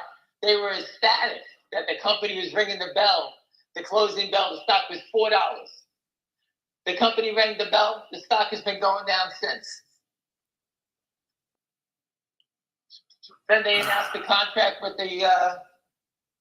the solar power for the electric cars. Sell it down. Then they announced the contract to put the software in all the government vehicles. Sell it down. This isn't a company this is a company that's doing business. The shorts make it sound like the company's going out of business. People call up and say, is the company reversing their stock? That to me, that's just the short selling that's spreading nonsense. Microsoft is going to reverse their stock. Why don't you put that up there? That's a big rumor. Start that one. Pick a stock. IBM. They're going to reverse their stock. Sell it. Companies that reverse their stock do it as a last-ditch effort to stay alive. That means they have no access to capital. They have nothing going on. That's when they do that stuff. Or they're embarrassed that they're going to be kicked off the exchange and their shareholders are going to kill them. A company example of that is ROOT. It was the biggest IPO in the history of Ohio. It got destroyed by Nate. It was below $1. The company had to save face. They did a reverse. An example of a company trying to save face. My friend bought the IPO and got wiped out in it. And that's how I knew about that stock, because he asked me to speak with them.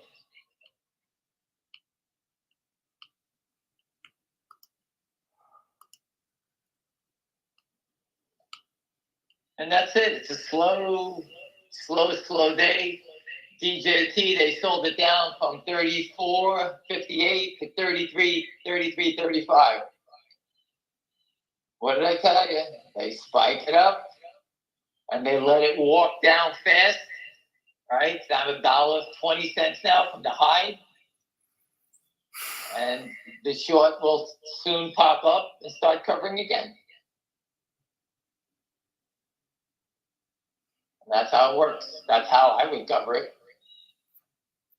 And you can sit there and say, well, you're going to lose $1. They know what they're going to lose.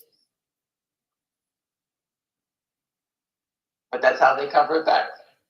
So when you see the stock sell off like that, if you got the balls, you buy it. When it runs up 50 cents, you give it back to them because they're going to come back and do it again.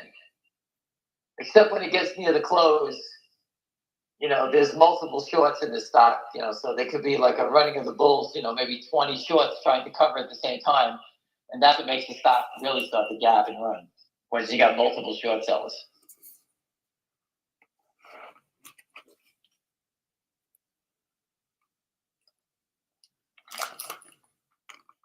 I have to rub my 10 or 12-inch scar all day with him. Oh, that hurts.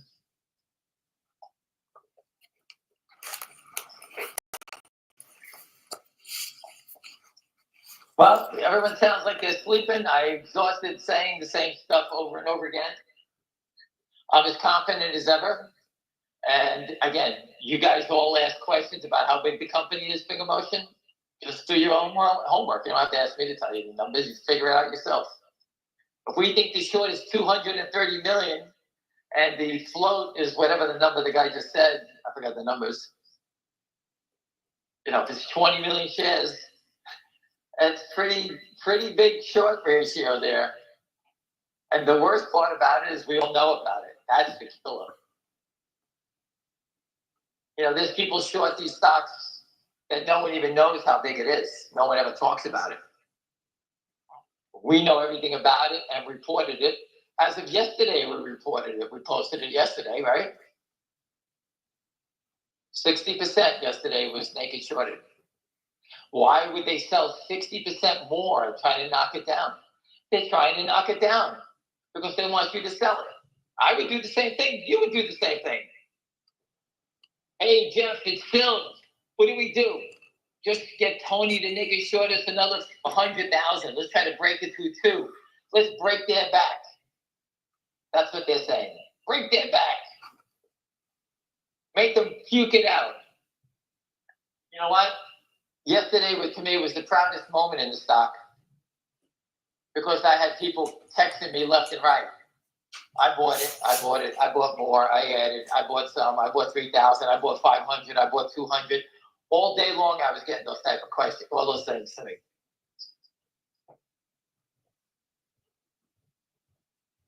And they added to it. And I was dying to see the numbers at night. And the numbers came in at night, showed me that people were doing that.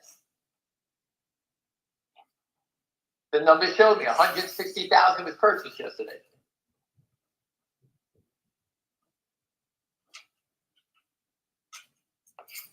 The proof was right there. 160,000 was purchased. As the stock broke too, people were buying it.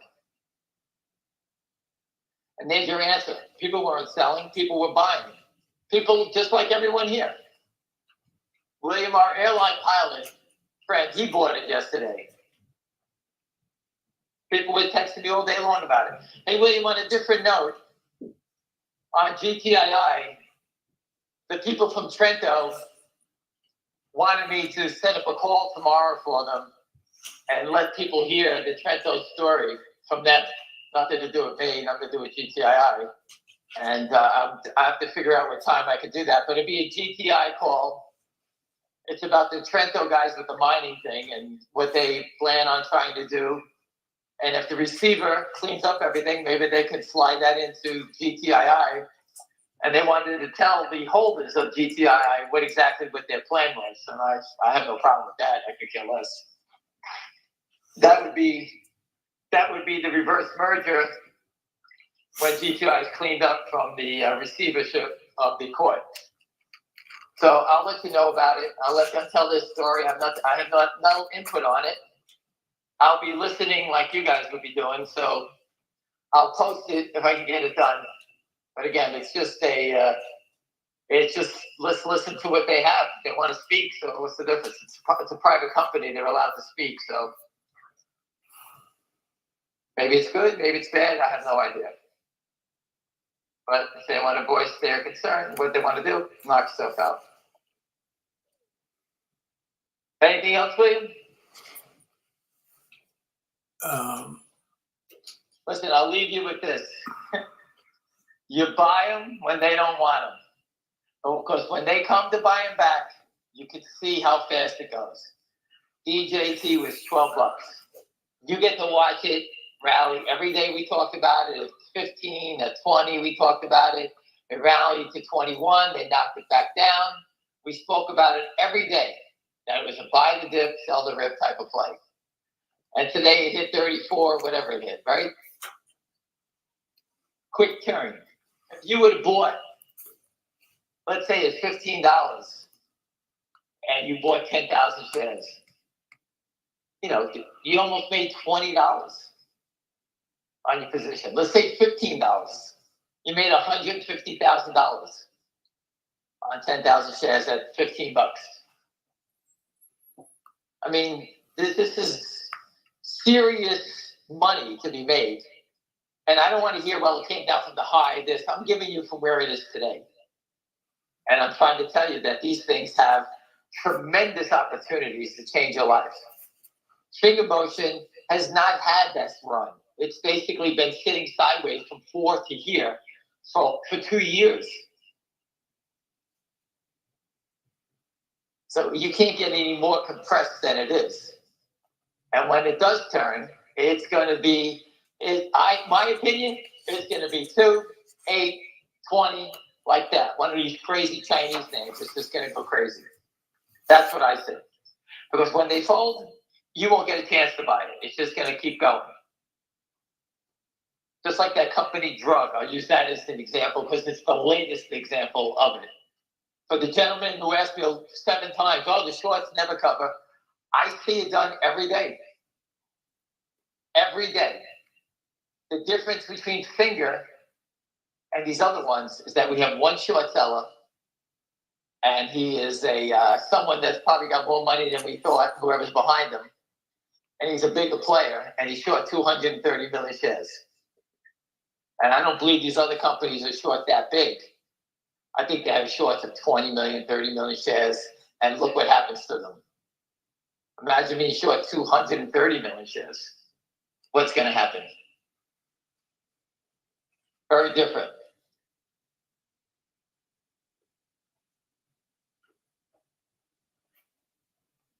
And like I said, I'm just looking at finger motion. It was just 185 bid. They hit the bid again. 184, 186.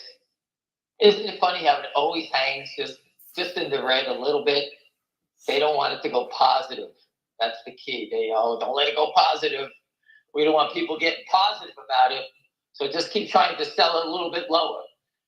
And people, the most important thing you have to remember is you're trying to get the best price for yourself. You don't give a shit about the guy who just paid $2 for it. You're worried about you just paid $185. That's your price. So as a group, some people pay higher, some people are getting a lower price. That's just life. GDC, I paid higher, but I also bought some lower. That's the only reason it saved my ass.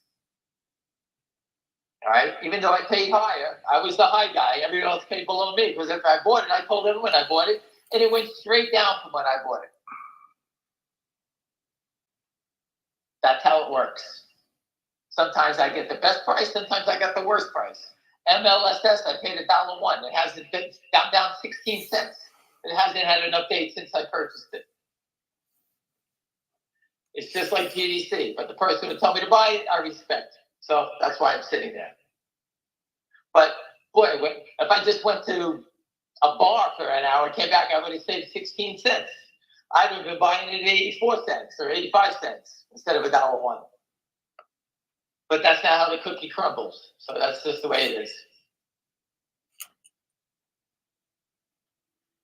All right, people, I'm going to sign off. It's beautiful outside. I'm going to hit some pickleballs. But at 4 o'clock, we go to 10 days. The countdown has begun. All right, I posted Pat Byrne. Just listen to him tell us.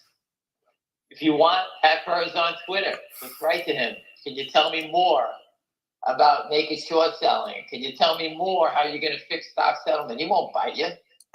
He is busy though fighting election. People are telling me they vote for Trump. It's showing that they voted for Harris, and it's just, they're trying to cheat around. Ridiculous. These people should all be thrown in jail just for cheating. I don't care the other side's an idiot, but that's it. They belong in jail. And I believe it's going to happen this time. There's no more cheating. The military should step in and drag them right out in the conversation.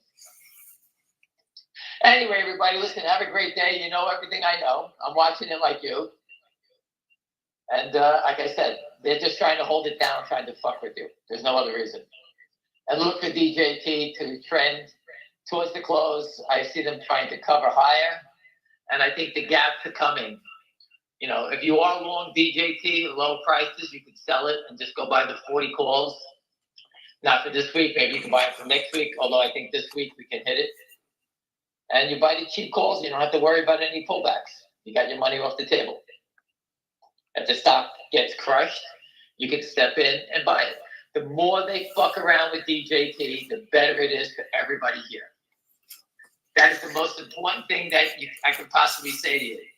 The more they fuck around with Donald Trump stock, the better it is for all of us, because he's going to stop them. He wants that GameStop money. Everybody wants that GameStop money. That's the most important thing. All right, everybody, I'll leave you with that. My knee's aching. I'm going to go put ice and go hit the ball. All right, William? Okay, thank you. Go take your dog for a walk. Go see the sun. Yeah. Everybody tells me that you look like Casper the Ghost. I don't see you on Twitter, but you look like Casper. They say you look white as a ghost. Go in that sun. That's very racist. Casper the Ghost. All right. Listen, everyone. Have a great day. Call ended.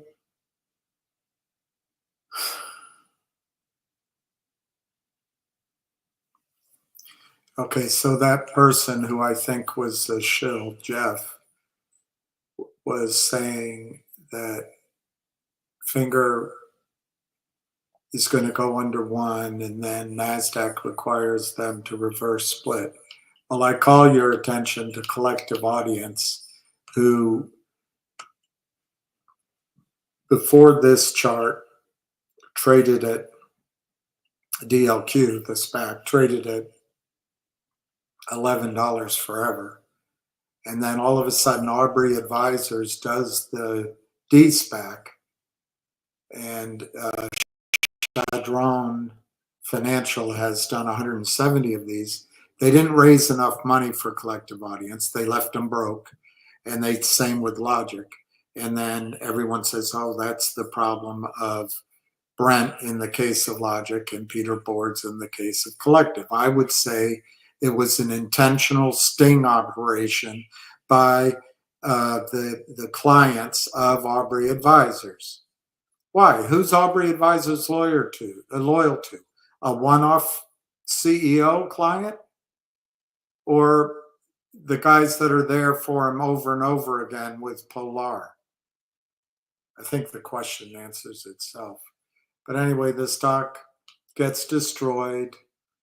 It just goes down, down, down, down, down. Well, I just showed you that NASDAQ delisted them on August 15th. Look at that sell-off. Why does the stock sell off when it's delisted from NASDAQ? Because they assume that they're going to do a reverse split like every other stock. So many that come up here. Hey, look at this stock, it's going up. Hey, look at this stock, it's going up. It's after they've gone down massively because of the destruction of the shorts. They do a reverse split. They get almost all their money back. Then they want you to chase it up a bit so they can do it again. It works like a charm. Every single time they pop up here. Hey, did you see this stock? Did you see this stock? It's up. This stock's up. It's all part of a piece. So what did Collective Audience do? Peter Boards, he said, I can't use that word because John's in a public restaurant. They said, go pound sand. Peter Boards told the NASDAQ, go pound sand. And so the shorts, the naked shorts, drive the stock down to 30 cents, less than that, sorry, 20 cents. I can't read what this says over here. Maybe lower than 20 cents. They drive it down because they expect the reverse split. Look what, I mean, you can look at a company like, with the guy that was on your side,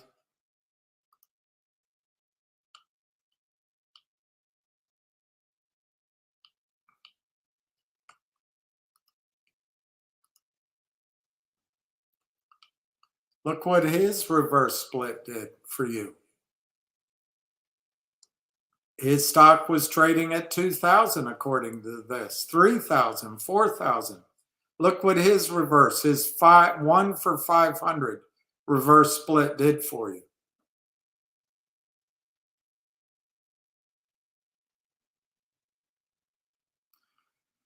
If the guy knew what he was doing, I actually think that chart has a little bit of a bullish pattern and it could rally, but I don't think he knows what he's doing.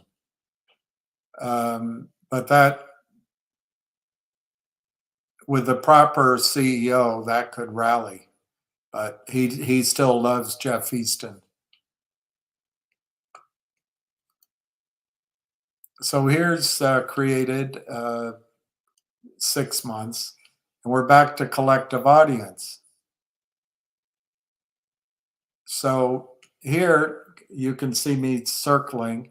This is when they announced NASDAQ got rid of them. Who cares? You don't need NASDAQ. Once they decided, they said, we're not going to do a reverse split. We're going to go over, we're just going to go to the over-the-counter. Look what the stock did.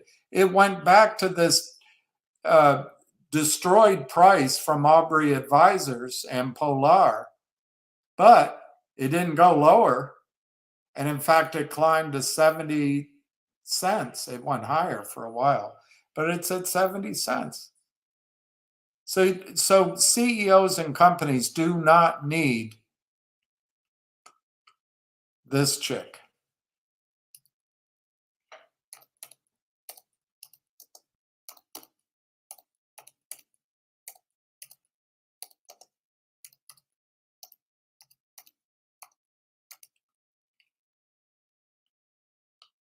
Adina Friedman made $28 million in total compensation as chairman of the board, chief executive officer, and president at NASDAQ.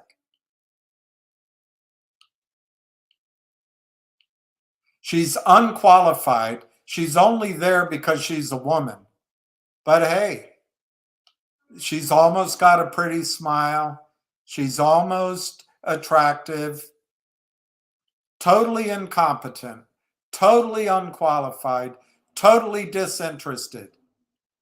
But she makes $28 million a year because the future is female. And we have to keep putting up with this crap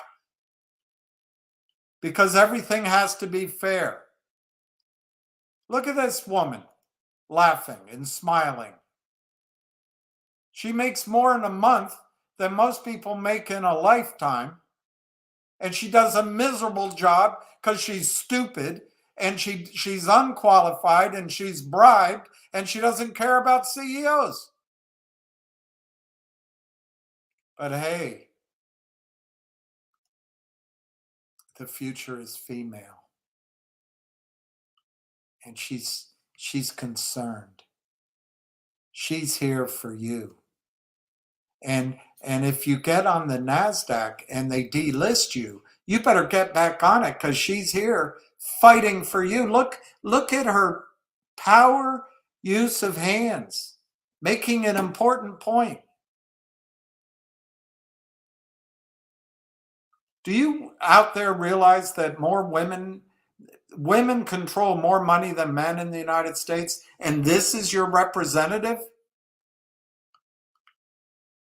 Oh, amazing. I feel so comfortable with her. Finally, a woman's in charge of NASDAQ. Finally. The most powerful women in finance. Number 5, Adina Friedman.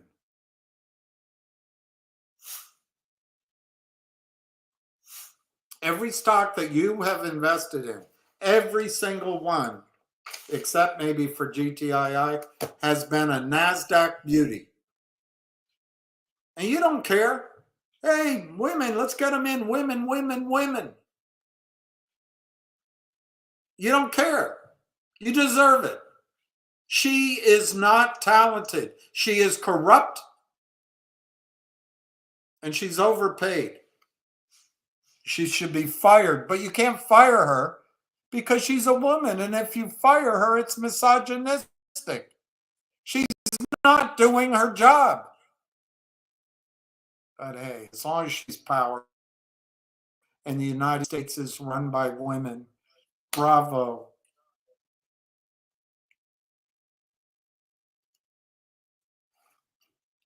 Let's pick on the last NASDAQ CEO, so at least we're not misogynistic. God, she's an American businesswoman. She doesn't have to perform because she's a woman.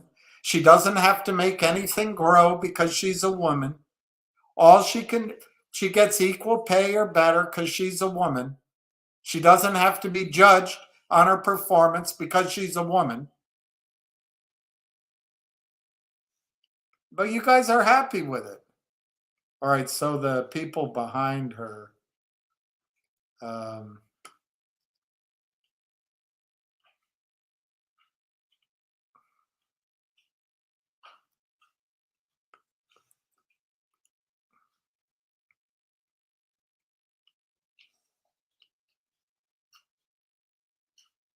are these the guys behind her? Robert Greifeld, Sarah Youngwood, Gordon Macklin, Thomas Whitman. I mean, I'm not sure they did a better job than she did. But this is the most incompetent person on Wall Street. And she's lionized because she's a woman. Well, bravo for being a woman. It's a hell of a price to pay for being stylish. I'm just sick of it. Adina Friedman. $28 million a year for destroying companies, destroying shareholders. Hey, I'm powerful. She's incompetent. But she's a woman. Don't pick on her. Can't stand it. Just can't stand it. Just can't stand it.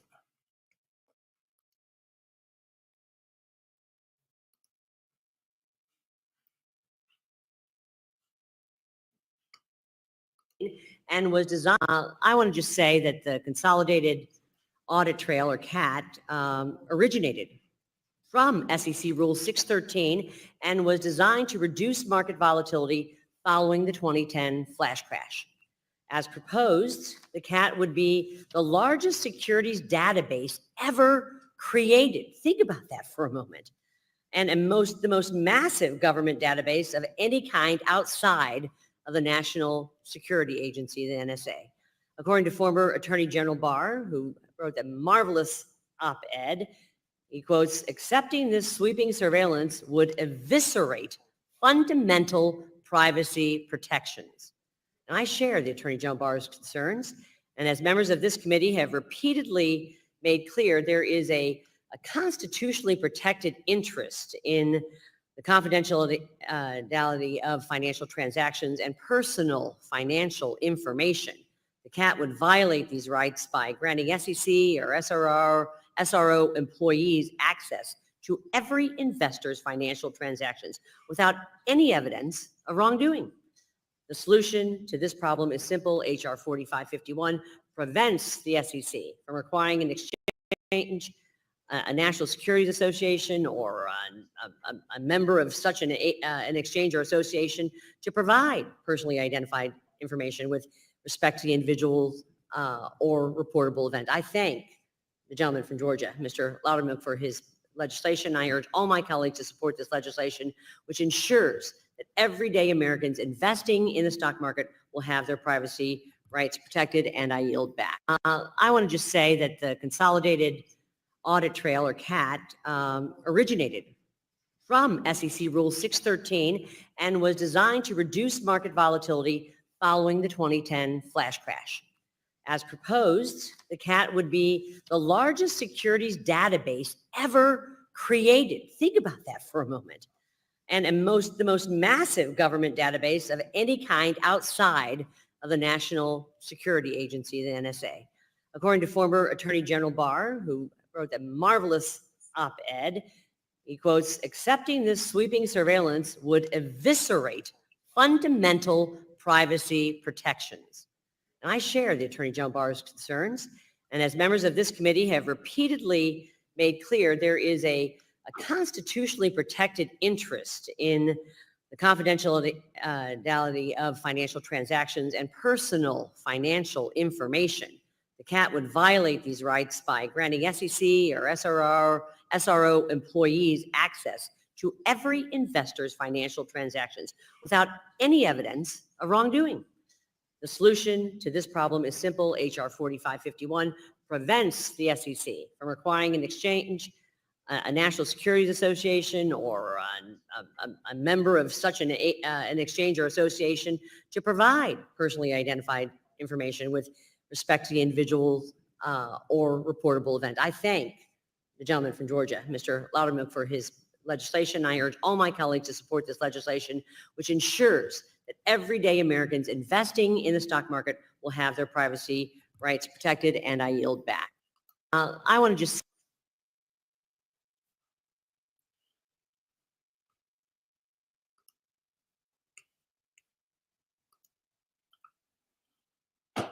I'll look at what you said.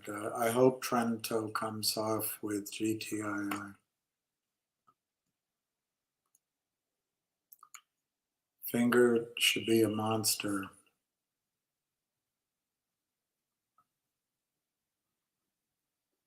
Yeah, NVIDIA is certainly a bubble, but on the other hand, the NVIDIA story is very powerful.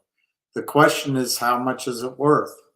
And the masses, who I remind you are asses, even if they run money, all believe that NVIDIA's worth.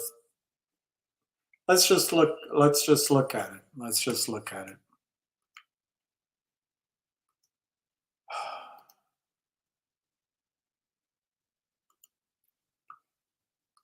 I can't stand this woman. I just can't stand this person.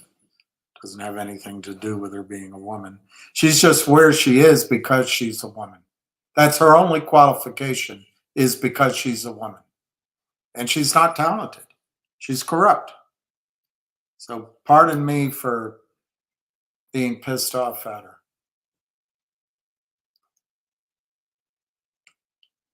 But we live in a world where, hey, you don't have to have talent, just the right genitalia. All right, let's look at NVIDIA, NVDA, NVIDIA. And let's look down here at the PE ratio. See that here? PE ratio of NVIDIA, 67. So that means that the stock of NVIDIA, trading at $143 a share, is discounting forward earnings, and these geniuses who manage your money are willing to pay 67 times $1 worth of earnings. And the reason is, I don't know if it's here. I don't know if they show that. But the reason is that they expect earnings to grow. Well, we live on a planet that's a closed system, and it doesn't really matter how many AI computers are built. There's a limit to growth, unless we're going to a Terminator world where we build machines that have these transistors in them. Maybe that's where that 67 is worth. Now let's quickly look at top holdings of Berkshire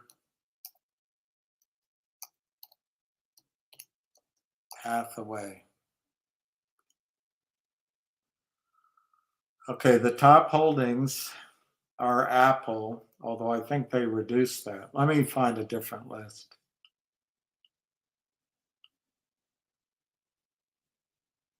What's that date right there? I don't know this date. Okay, this is October 22nd. By Aperior Narayan. Okay, so Bank of America, 802.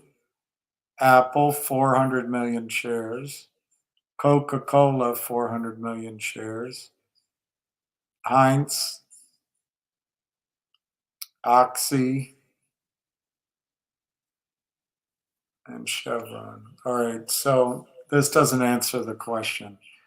So I'll use both of them.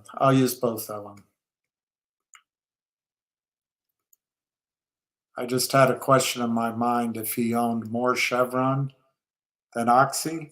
But let's look at Chevron, with a company which I think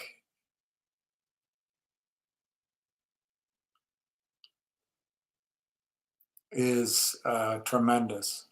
Let's look at there is no PE. All right, swell. Chevron Corp. There is no. I don't understand that. All right, let's go to Oxy then.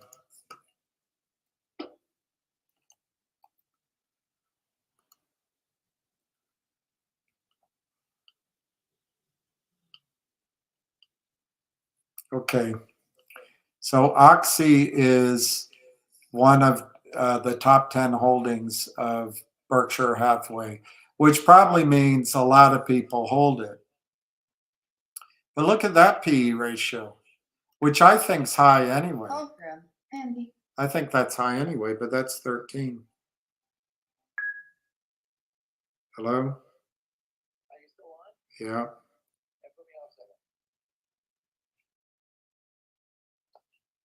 Okay. No, it didn't work. All right. There it goes. You're on. So looking at finger motion, I'm just watching it, the trading. You know, I was talking about the 5,185 and then the 5,186. Well, now there's 5,190. So if you're short, why aren't you just grabbing these 5,000 share lots? It's a way to cover, and you lock in your 45 or 50 cents. And if the stock goes back up, let's say you cover 100,000 below 2, right? You can turn around and sell it again short at 240 or 250, right, William? Yeah. Why wouldn't you want to do that? You buy some, you put it back out for sale higher again. And the key word is momentum, because once the stock gets momentum, you can't stop it. And that's what they're deadly afraid of. Once the momentum starts, they can't stop it. And they get run over. That's the key. And that's why the real short is only covering. He's only covering from the naked short because he doesn't want to create any momentum. But right now, a guy who's short at 240, you would be buying that stock to 5,185 to 5,186 to 5,000 in between that, and you take the 190 stock. If I bought back 100, what's the big deal? I make $60,000, right? 60 cents, right? Let's say I make 60 or 50 cents, whatever it is. I make 50 cents on 100,000 shares. I make 50,000 and I reduce my risk. If it runs up again, I can reshort it. They can't do it because the momentum, once it starts to gather, people see it start to go, people start to pick at it, and that's when it takes off. And that's what they're concerned about, is momentum. And that's why they drop fake stories and all this stuff and the attacks. It's all nonsense. Half these people, 90% of the people don't even know what the company does. It's just numbers to them. And these guys are being outsmarted by people from Wall Street. Now, we can't stop it. I can't stop the manipulation. But let's see how it plays out in the end. All right? Because I do think Donald Trump's going to get in, and Pat Byrne's going to fix him, and Pat Byrne hates the naked shorts. And to me, that's all I need to know. Anyway, I just wanted to let you talk about the trading of a real short. They would be covering these shares. And if the stock goes up to 240 again, you can at least sell the 100,000 shares over again, right? Wouldn't that be nice to keep doing it that way, trading it that way? But they can't. They can't let it go up. Because if it goes up, they shit their pants. All right, William, I'm sorry. I was just a thought. I'm watching it, and I keep seeing the 5,000 to sell. Isn't it funny? It's always 5,000, 5,100, 5,000, 5,100. They're using these. What's your guess? What do you think the PE ratio of NVIDIA is right now? I have no idea. Take a guess. I have no idea. What would be a high PE ratio? I don't know. It depends on the stocks, man. Each stock is different. What is it? Tell me what it is. 67. That's high. 67. Well, that's fees and funds. People have put up many stories that these stocks are all loaded with the same investors buy the same stocks and they just keep buying it. Every month you give money to your pension and your pension money manager is buying the same thing. Hey, we just got another $100,000 in. Buy NVIDIA. We got another $100,000 in. Buy NVIDIA. That's all they do. Until they all want to get out of it. And just remember, when you yell fire in a movie theater, how the panic is getting out of it, right? And that's what you're going to see on the short squeezes, because there's going to be a panic trying to cover.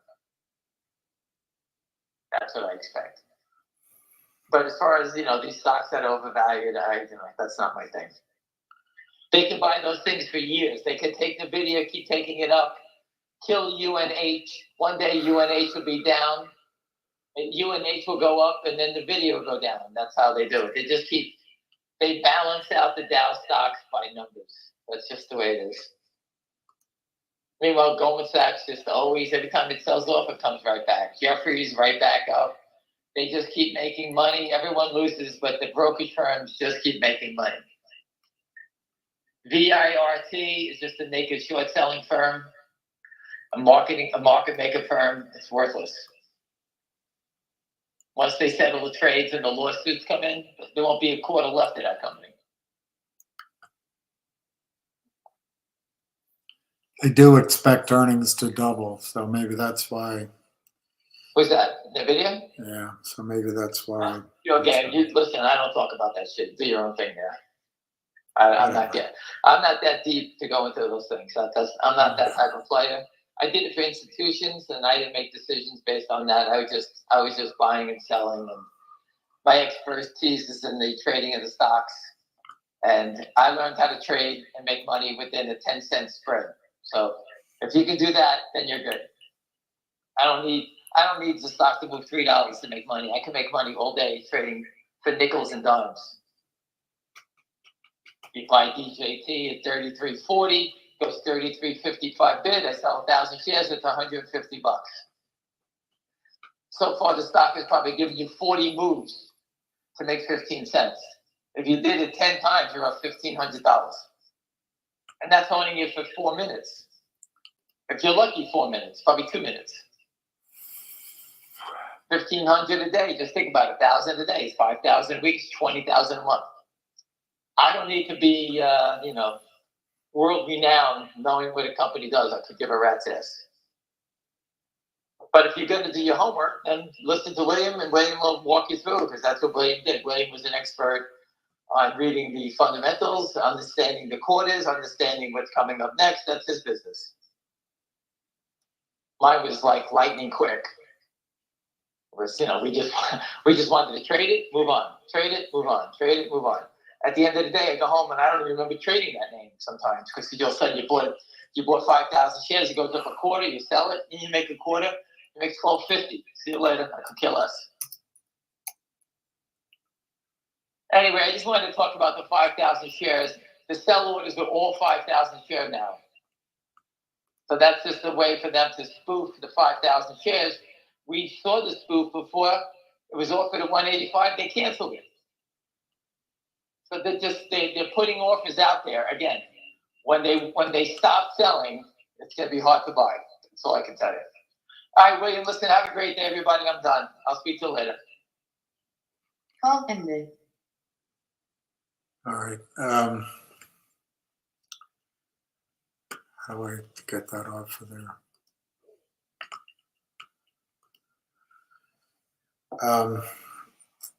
I think the reason NVIDIA is trading like that is because its earnings keep growing. So maybe it's justifiable.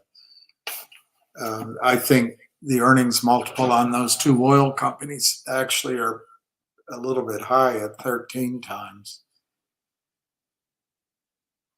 But it's going to happen, because I think the stock market is going to blow off much, much higher over the next 3 months or so, give or take. And NVIDIA will lead the way. We're kind of stuck in finger motion because of short selling, but the market cap for Finger is about 100 million. Is that fair? I think the company might do 100 to 150 million in revenue next year. I don't know, but just using the numbers that have been out there and applying a little bit of growth. So is it worth 1x on revenue, a little bit below? I bet it's worth more than that. Of course, the negative people like Jeff will come in and try to scare you. And they'll say, well, it doesn't deserve a high multiple because their revenue comes from top-up minutes, which is less revenue than a grocery store. And that's true, probably. So they're making a transition to high growth, high margin businesses, but you don't see it. So you get impatient, stocks down, you see other stocks moving, other people are making money, therefore you're impatient, you want to move, why isn't this going, why is it down, it's a crap. Well,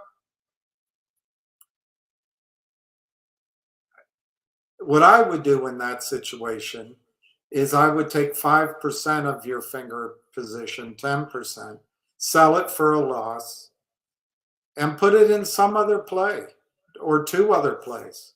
If you know some other play, I think Logic is going to double, triple, quadruple before the end of the year. But that's been down and it hasn't worked. Okay, don't do that one. I think NIXX could go back to 12 from here. That's 4 times your money. It could go higher. It could go a lot higher. Play that. I think some of the other names could move.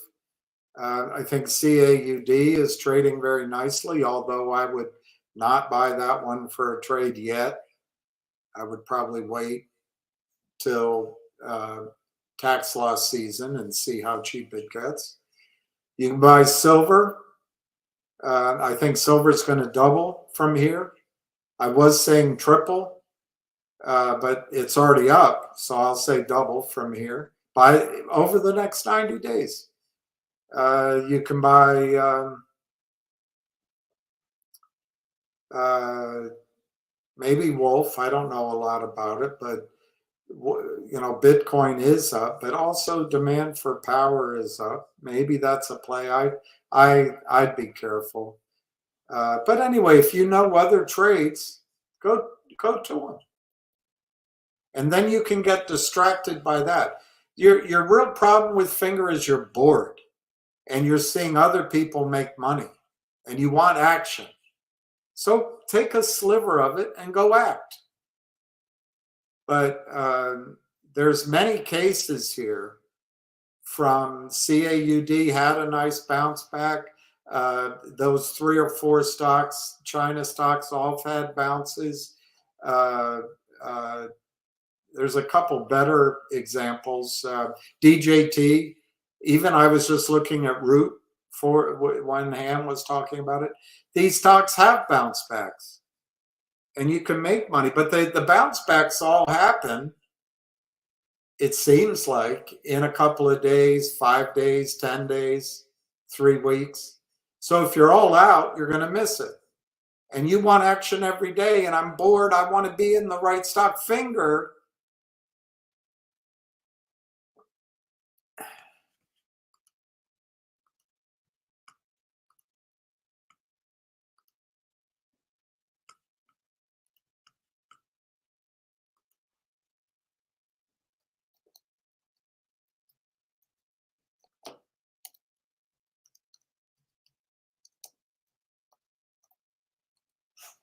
if we just look at NASDAQ, NASDAQ is a securities dealers automated exchange with more than 3,300 listings.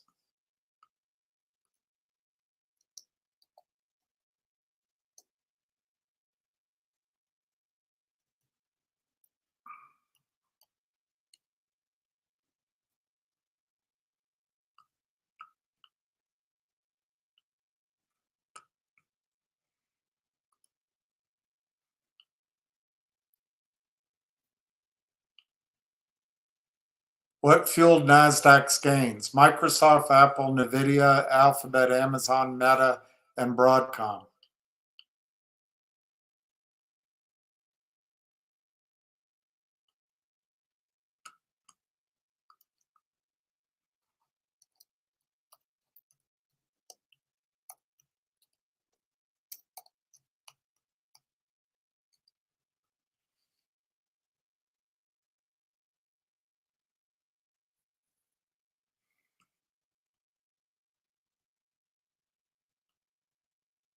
See, they don't give it. They don't give the number. I'll have to.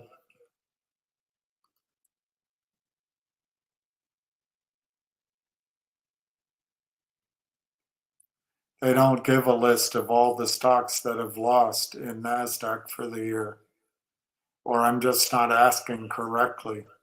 But anyway, out of 3,300 stocks, Finger is just one, and you want Finger to move. So it's 1 out of 3,300. It's not good odds on any given day, any given week, any given month. But I do think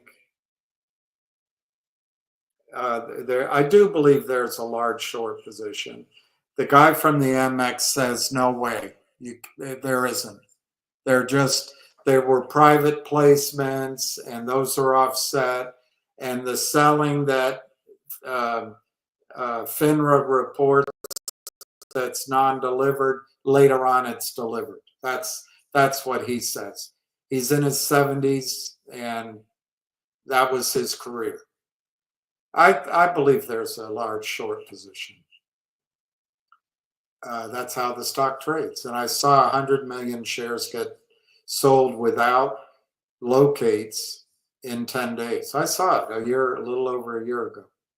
Watched FINRA's own numbers. I don't know how to get to that website anymore because of my Biden brain. I can't remember the call letters for that website, but and neither can Ham, so I don't know how to get there anymore. It was something short something or other, but I can't find it anymore. Anyway, I think they have Finger under control, just like they had GME and AMC. Does that mean they'll have it under control forever? No, I don't think so. But what do you know is coming for Finger? They announced earnings. Most of you are bored with those earnings. But what would have happened if the earnings had been double, the revenues had been double? You wouldn't have bought anymore. You don't have money to buy that much more. It wouldn't have mattered. And the selling would continue under Adina Friedman's watchful eye, big smile. She doesn't care if there's settlement in her markets. She doesn't care if her markets are fair to CEOs or transparent for shareholders. She just has that big smile because she's a woman and she's powerful and she makes a ton of money every month. But what could make Finger go before the end of the year? Well, I think a Roth Capital report. Am I going to know about it before you do? No. A clarification or an enhancement or a press release on the emergency vehicle contract. Am I going to know about it before you do? You do? No. Some sort of new government contract based on data fully described. Contracts from Munich Re or Pacific Life Re or their insurance clients being announced. Am I going to know before you do? No. But one of those could be the quantum change that takes Finger Motion from 100 million to $1 billion. And the number of shares are basically going to stay roughly in the same area. So it takes it from $2 to $20. Can you afford to be out of the stock if that kind of announcement comes? Do you want to get out while the stock's at its low, while you're bored? I doubt it. But it's up to you. I'm not telling you what to do, and I certainly don't think you should diamond hands. The most likely time frame for Finger Motion to move with some level of confidence would be in the first quarter of next year, maybe the next quarter, but their year ends in February. And based on interviews Martin has given, he expected earnings to cross to positive in his third quarter or fourth quarter. Well, the year ends in February for him. So I think that would be a real catalyst, or would provide a catalyst for the stock to move higher. But if you want to worry about it every single day, drive yourself crazy, I can't promise that earnings are going to cross to positive tomorrow, in November, in December.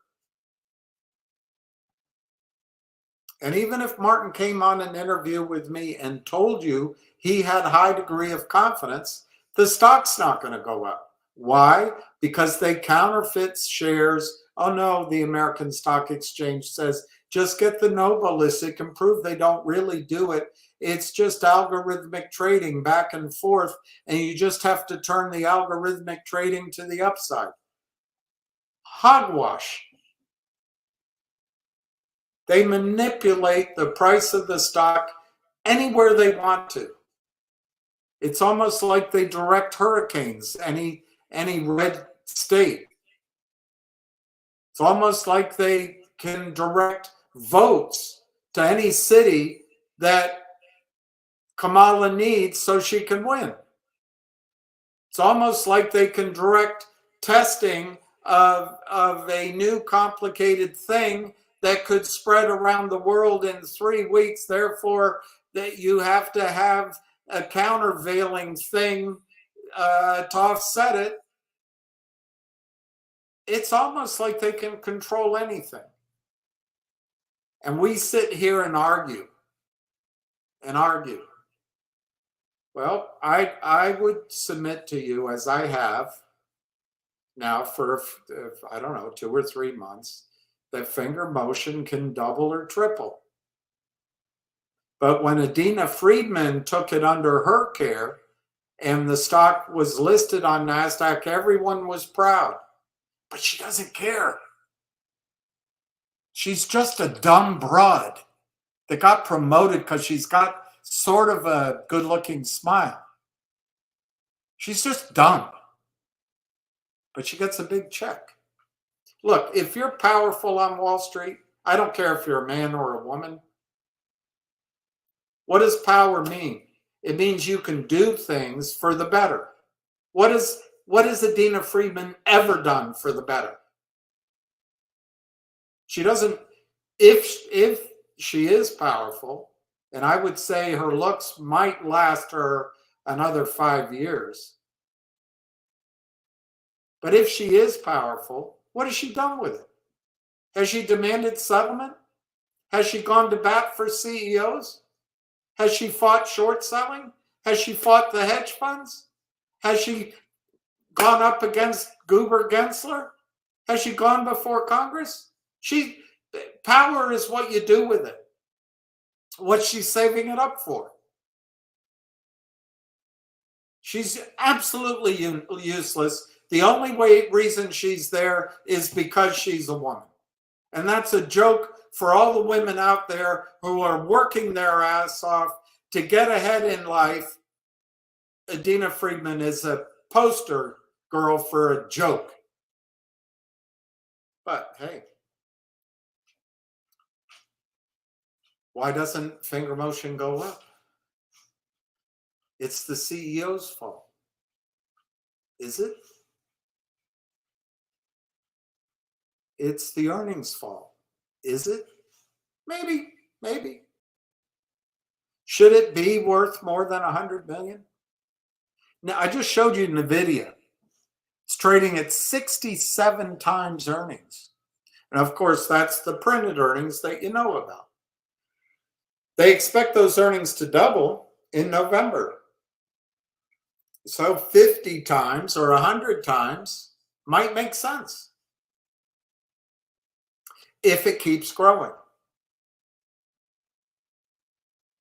So can people really put a number on finger?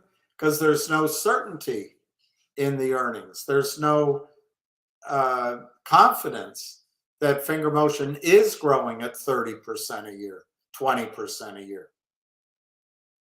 Heck, it's not even sure their earnings are growing at all.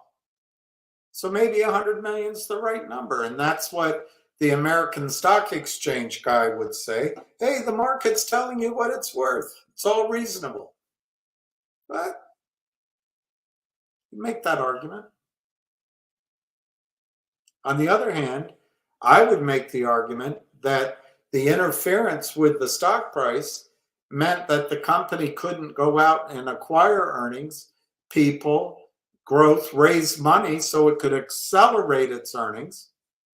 So I think it's a little bit self-fulfilling. But when you have Adina Friedman and Ann Wagner, 2 women who got where they are because they're women and women put them there, and you got to be fair to women. Fine. You can tell I'm a little upset about it. Because they got there not because they're qualified. They got there because they're women. And that pisses me off. I mean, if they were qualified, I'd have no problem. None whatsoever. But they're not qualified. They're used primarily by white men who are above them with all the money. Carlyle Group in Adina's case?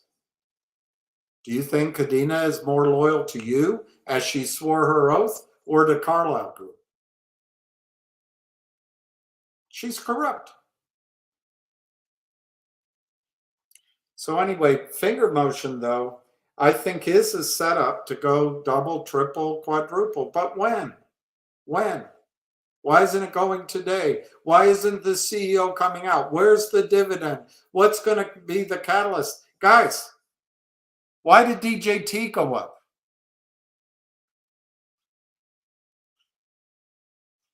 Was there a reason?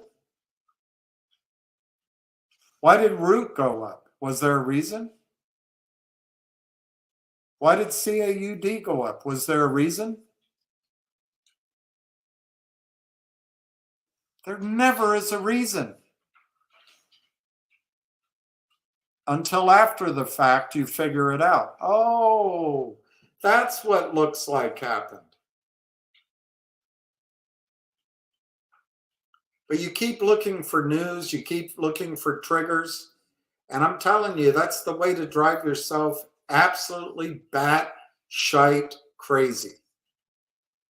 I think with Finger, the stock's $1.80, and I showed you the chart. Well, let's look at a chart. I showed it to you, and I said it could go down under 2. I think I even said it could go to $1.80. I'm not trying to get credit for it. I'm just trying to say that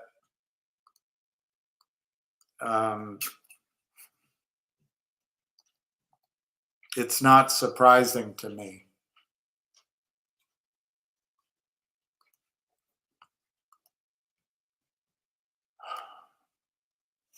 I love you, boy.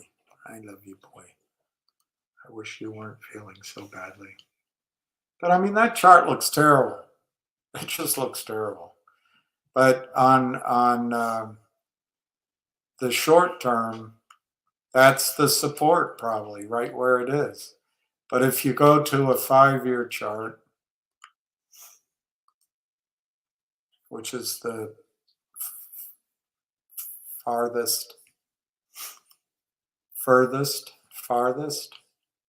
that's interesting. Which word is it? Furthest that it'll let me go back for free. But you can draw support here if you want to believe it. It's not very convincing to me. You can come down here. That's a little more convincing. But that doesn't to me seem that strong. You can come up here and go all the way back here, trying to catch something in there, either that low or that close, and then come here.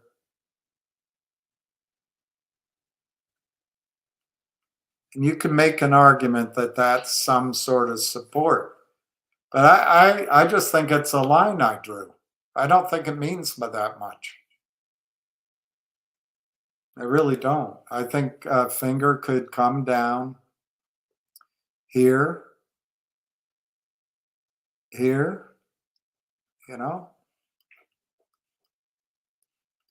to get rid of this line.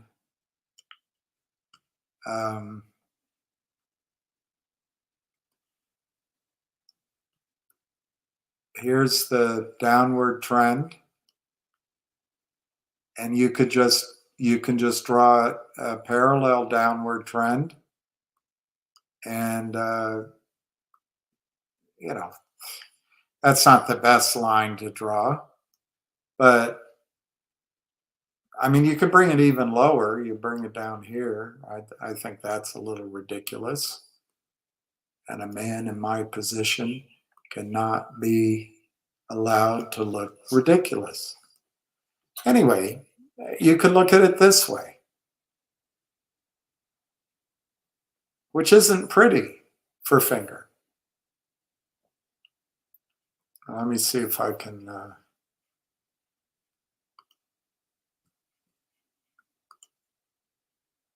look at it a different way. All right, this is what? This is 5 years. What stock? Finger? Almost looks like a different stock once I erase it. Now let's try to look at it optimistically.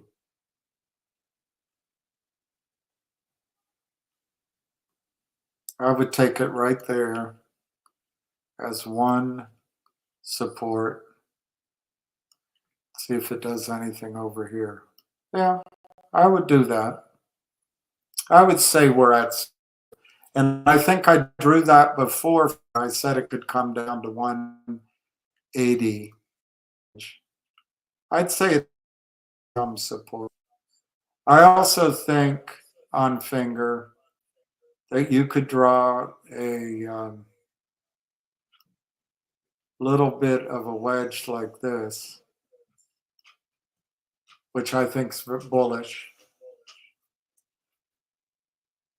Of course, you could argue it's already rallied up and now it's pulled back down. But on that wedge theory, you could also draw it like this.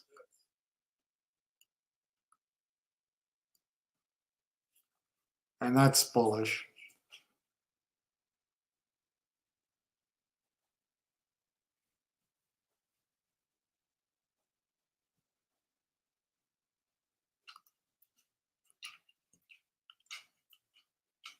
But the question is,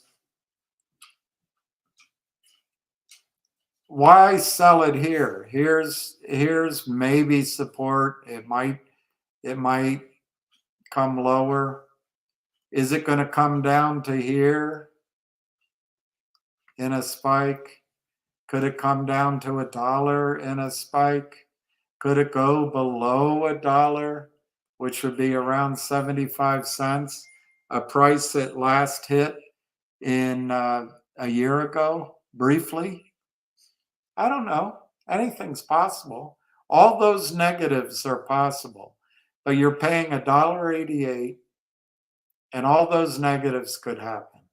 So instead of paying $1.88, you could put orders underneath the market in case it does go down. But look what happened here in October. It gets down to 75 after a downward wedge, which you could draw upward here. All of a sudden it breaks out and it goes like gangbusters all the way back to 9 last October. And it did it in 1, 2, 3, 4, 5 days. So what's the idea here? Well, I give up. I'm going to get out. I know the fundamentals are okay. The stupid CEO doesn't talk to investors. The stupid earnings are bad. The volume is high, but the stock goes down. You know, all the negativity. Yeah, I got all that. I got all that.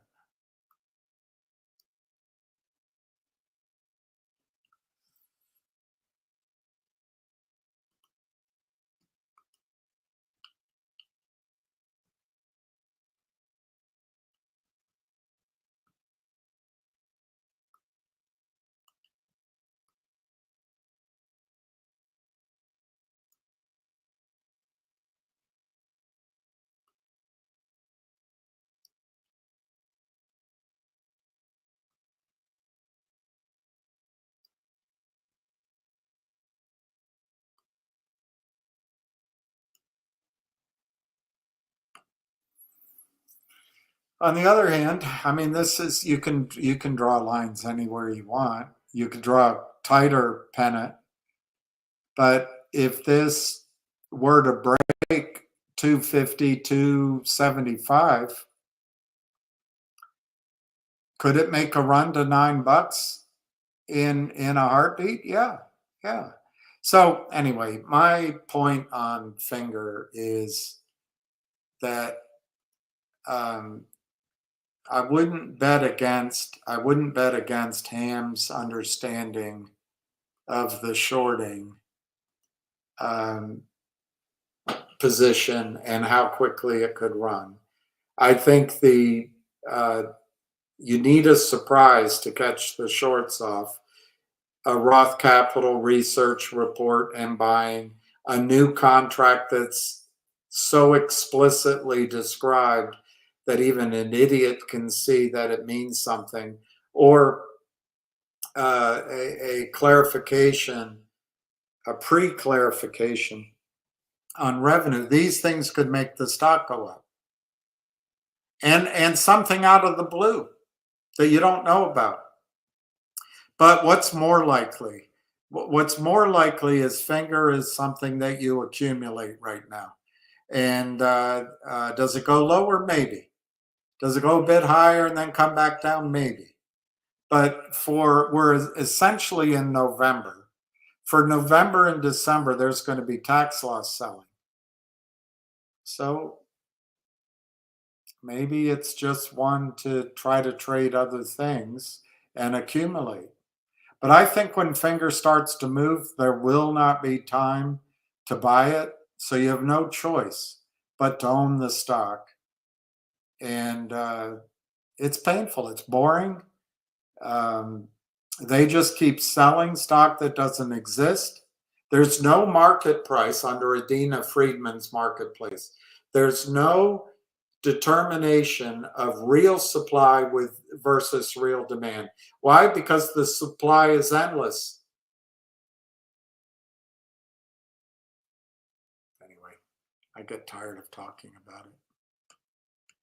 And you probably get tired of hearing me.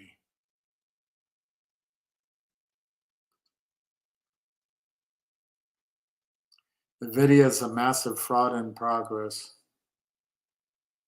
I don't know for sure because apparently the chip is so much better, but I don't think it deserves a 70 multiple on earnings. And that's truly a whisper number. If they miss on earnings, you're going to see that stock decline. I didn't see this, Aaron. Ask him if he has any updates on NIX. Rumor has it there's a huge naked short and it could squeeze like drug just did. Ham advised all of his buyers of NIX to sell it. That's what he told me. I don't know if everyone sold it. They took $1 profit. He took it off his screen. That's what he told me yesterday. But remember, Ham is a trader. He might have bought it back by now. I don't know.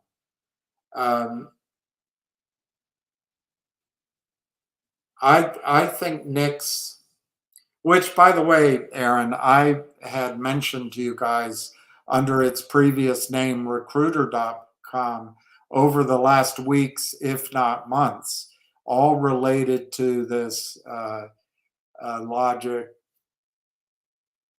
diaspora.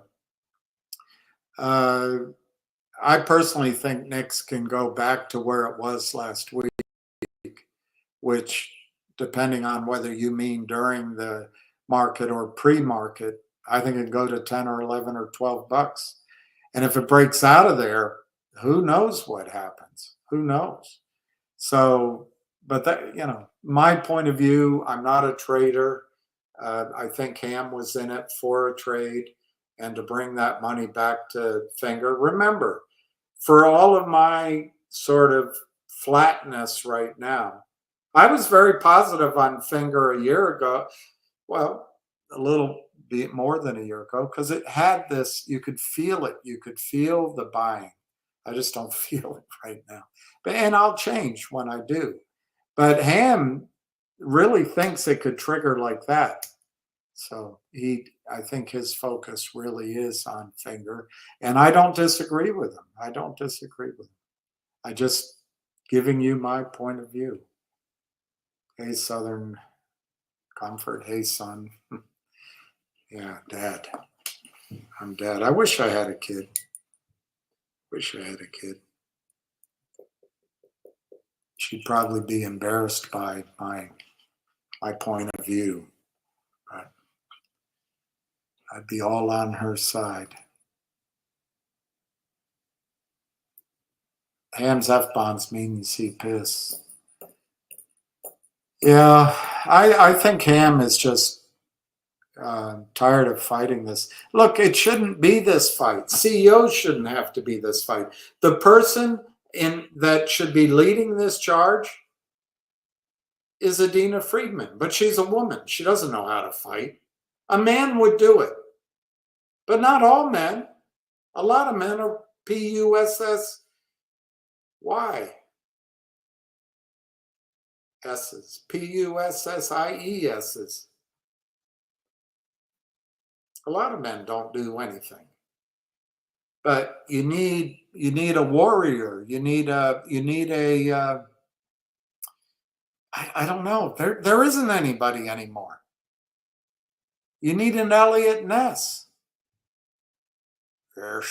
And Sean Connery. You don't have it.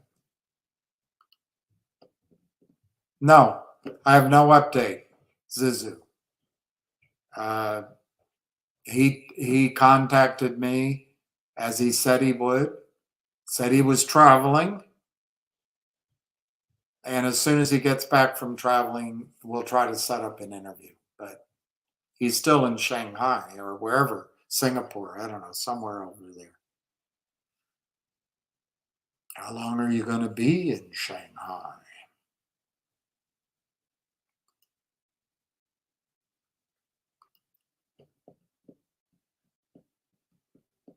Well, it's the problem is CEOs do not understand the markets. Journalists don't understand the markets. I personally, I'm not as good at it as Ham by far. But I personally learned a lot of what I learned. You know, I made my first million when I was in my mid-20s, lost it. Made my second million in my mid or early 30s, lost it.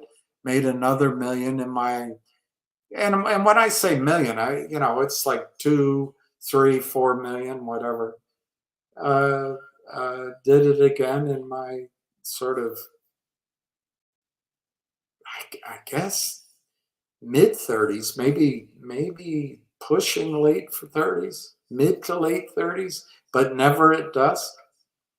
And eventually that dissipated too. And then it's, my house just sold for over 4 million, but I relied on anyway, let's not get into it. So it's hard. I understand it. It's hard to make money, and then it's hard to sell at the right time, and it's hard to make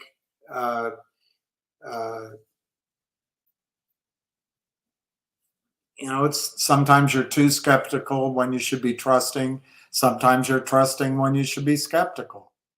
But if you make money, other people want it.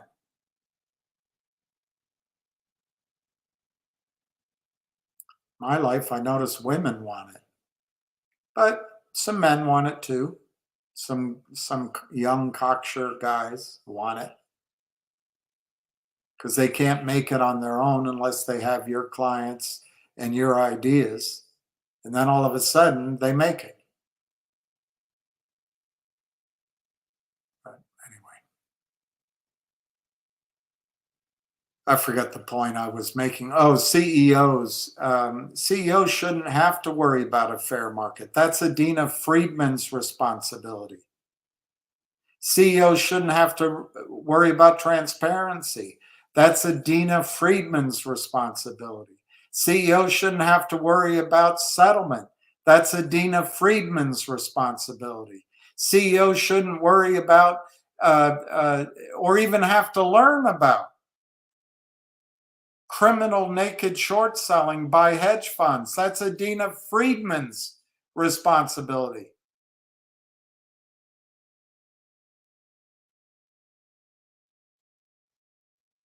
CEOs shouldn't have to worry about toxic convertible notes They should be illegal. And anyone who purveys those kind of notes shouldn't be allowed to trade in NASDAQ stocks. That's Adina Friedman's responsibility.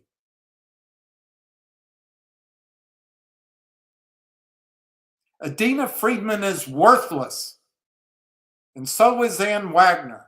And so is Robert Cook. And so is Gary Gensler. They're all worthless. But here we try to Ham calls it fighting. Fine, fight it. But there's two aspects. You can fight it, but you also try to make money. And you can tell when a stock isn't really moving. I don't know. Finger looks like it has turned upwards. Yeah, I agree with that. I did a chart on Finger, and definitely it had crossed the 20-day moving average. It did look like it was turning.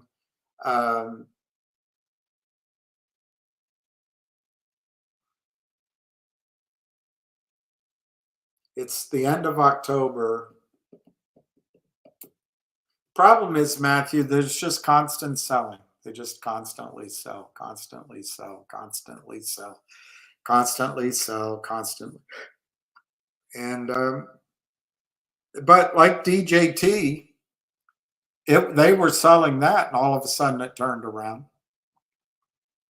Why is it up? Because of Elon Musk? Because Trump looks like he's winning? Because they're short covering? Because Ken Griffin is worried? Because there's, if Trump's president, people will use it? I don't know. No one knows. But it went from selling to buying, and that can happen to Finger at any time, literally at any time. But Matthew, if I had to put,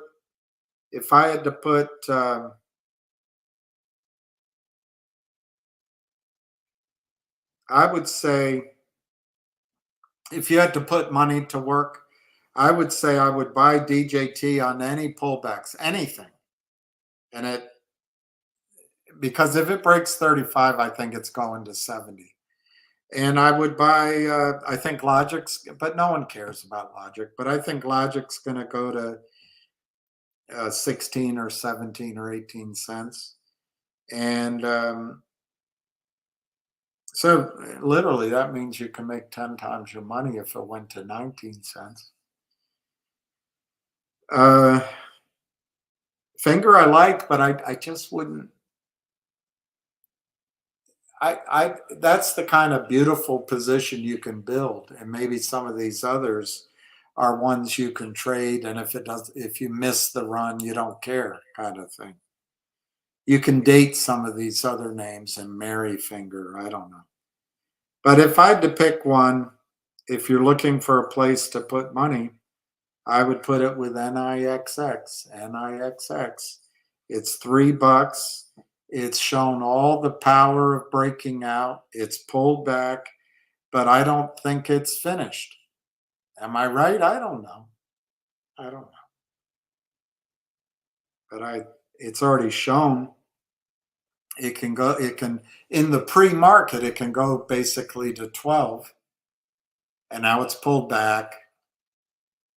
So your risk is you lose $3, I suppose. Risk is to 0. But could it go back to 12 pre-market at any time? I don't think that the game's over with NIXX. And anyone that's listened to me, I wouldn't.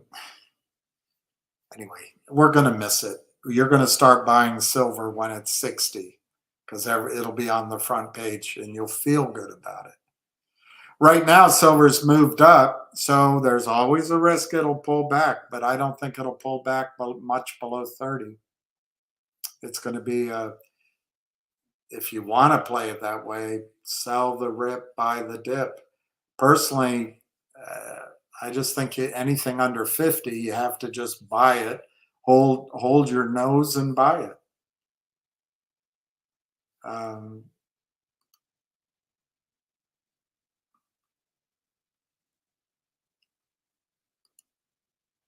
Yeah, there you go. I am legend. I am legend. Hear me roar. I can't see your face.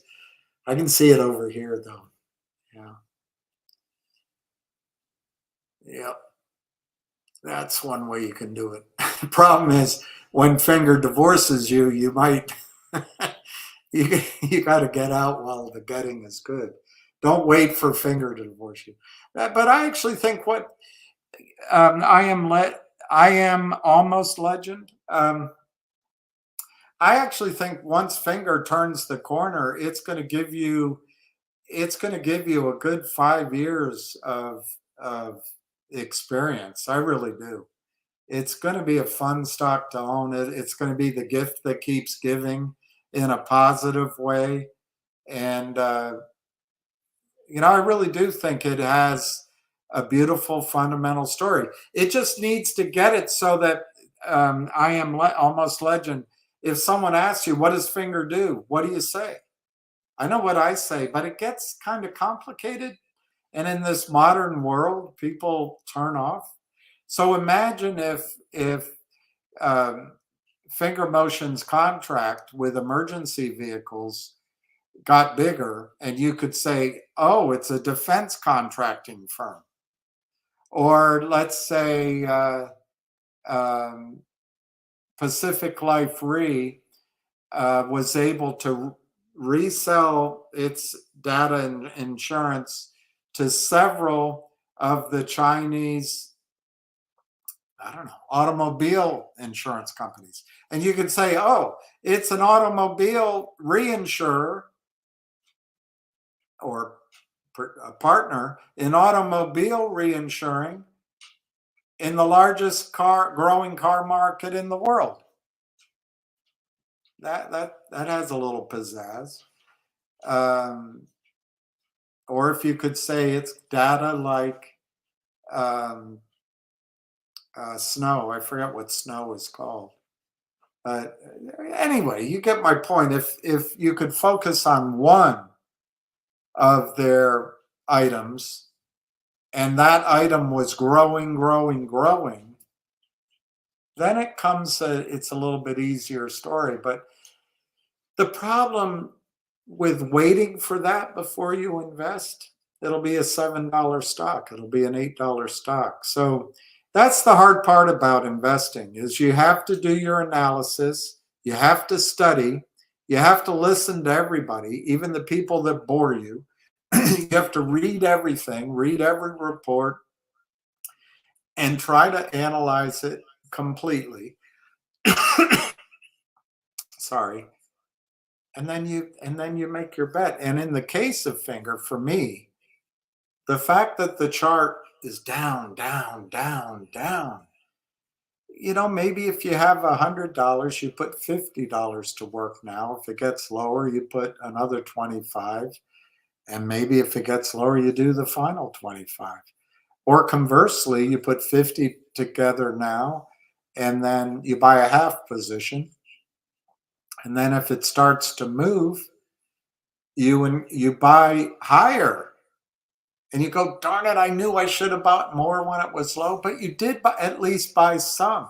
And the weird thing that happens, if you put 50% of your money in at $1.88, and let's say for some reason it moved to $2.50 and you didn't buy more, you only put half your money in, well, you buy more at $2.50, whether it's the rest of your money or just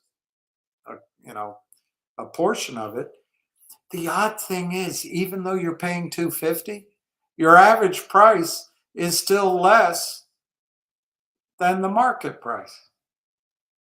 So there's ways to buy into it. But anyway, I guess if I had to summarize my message, don't be disappointed with Finger Motion, slow day by day. Otherwise, you're going to go bonkers. And the problem is when it turns, you're not going to really know why. You're really not. It'll be up in the morning, or it'll be up overnight, or you won't know why. And Ham will try to explain it to you. And maybe there will be an announcement that makes it make sense. But the time to be in it is while it's just boring you to tears. And when it snaps up, just like Nix did, or that other one, GDC did 3 weeks ago, all of a sudden it was up. Boom. And then you take some of your easy money off. I think Finger's definitely in play. It's just, I think you'll drive yourself crazy if you watch it every day. And the good thing is, for me, I've met the CEO many twice, as my dad's upstate friends used to say, twice, upstate New York. Maybe 3 times I've met him. But it has been 3 times I think I met him. Anyway, whatever, 2 or 3 times. And I've interviewed him, I've spoken with him, I've followed Finger, and I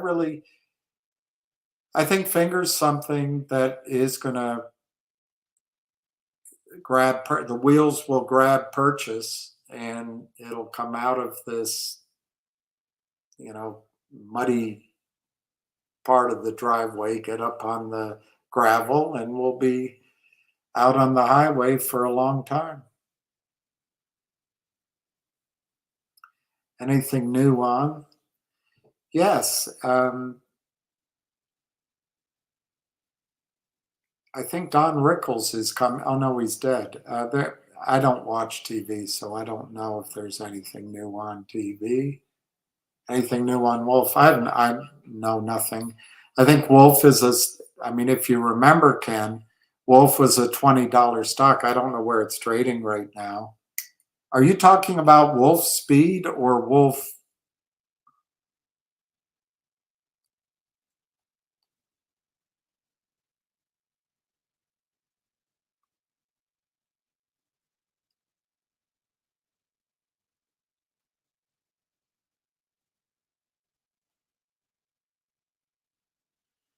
I don't know. There's so many Wolves. But if you're talking about TerraWolf, which is WULF, the stock says 640.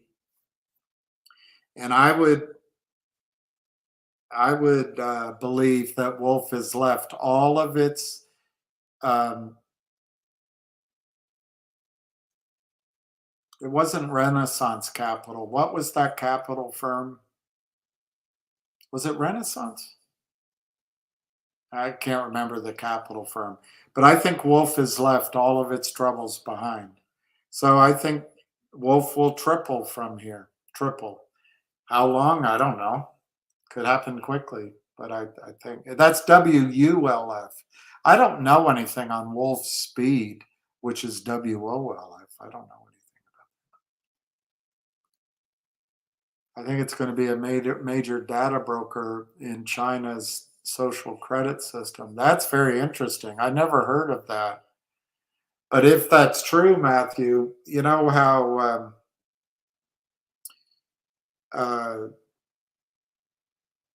well, I think it happens here. And I think Ann Wagner is all wet. There's already data out there. I rented a car to go down. Anyway, I took the weekend off, and I don't know how it told, but it said beep beep beep beep beep. Drowsiness, press OK. I don't know. Maybe it's because my eye is bad, or maybe I was listening to him too long, but it said I was drowsy. There's data collection everywhere. So that'd be really interesting, Matthew. And I don't know how they'd get paid for it, but the cost of goods sold wouldn't be very high, and it would be all profit, I bet.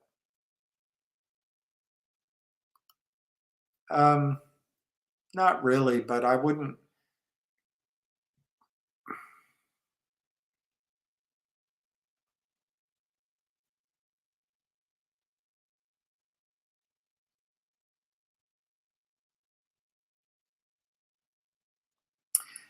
My feeling on that stock is that it's a lot like NIXX.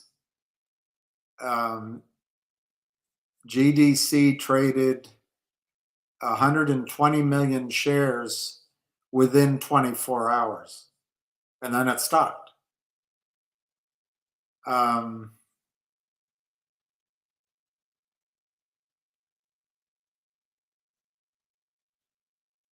boy that gets hot and heavy with the homecoming queen and is sent home at 2 a.m.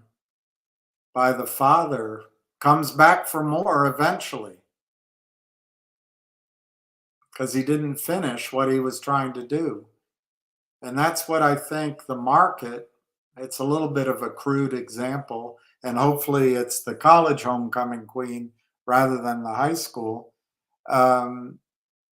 But I think that's what the market's going to do. It's going to come back to GDC. I don't think that one's finished.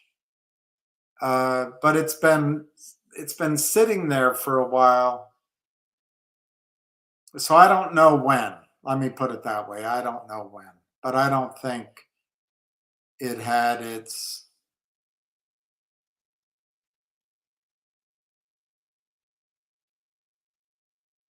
I don't think the boy has had much to brag about yet, and he'll be back. So that's GDC. On NIXX, same thing. It traded, what, 50 million shares in less than a day, and now it's back down. Neither company, as far as I can tell, has much of a story. GDC seems to have a weak ass story. They had something about being on TikTok or something. On the other hand, NIXX announced a good announcement, but I don't.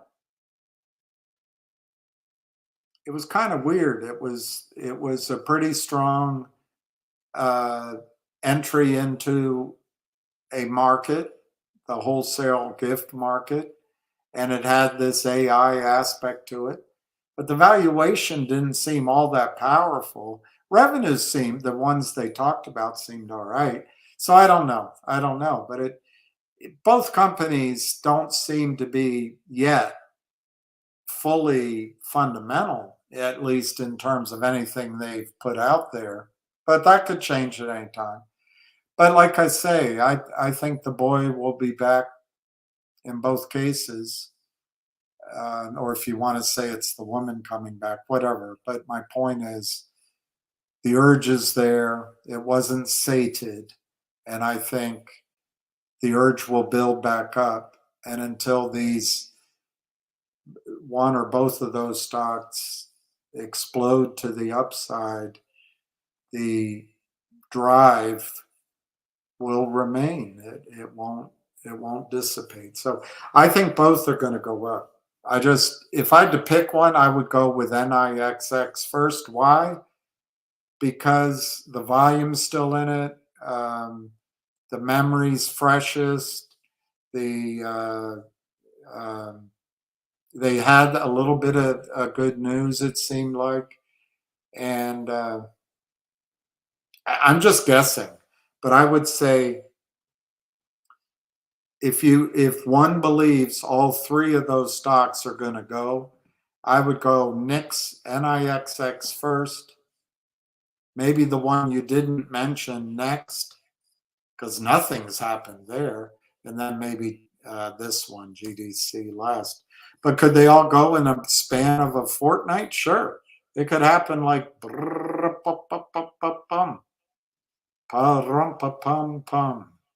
me and my drum. Shall I play for you? Pa-rum-pa-pum-pum. Grow up, Arthur. Later on, we'll get ice cream. Do you mean I'm cut off from the family? No, Arthur. From the yes, Arthur. From the money. from $485 million. Yeah. Well, on the other hand, Susan is quite lovely. Have you ever had her? Have you ever had her roast chicken? And have you ever seen her? When the light catches her from a certain angle, she's really quite beautiful. Of course, you can't always count on that light.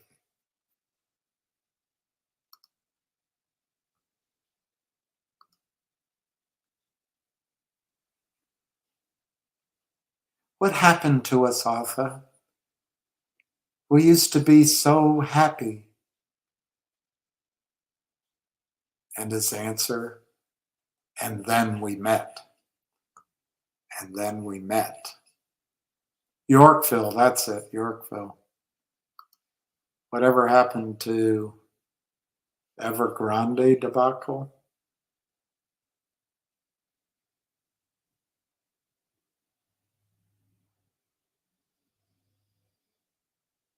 I have no idea. Evergrande sounds familiar.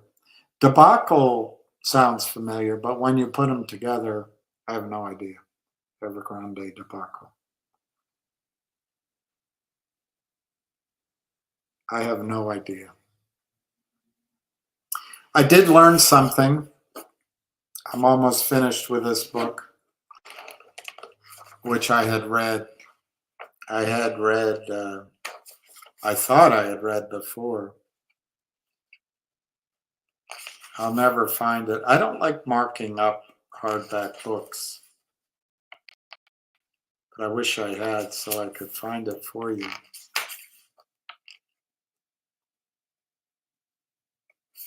See these guys, the Hunts? They went through everything you're going through right now. They went through it all. It's just markets. And that's one thing that you have to try to follow the path of least resistance sometimes. But if you get stuck in a trade that you can't trade out of, that part of your mind that needs to be active, do a small trade on the side. I wish I had done DJT, but I didn't have the money. And you know, it's like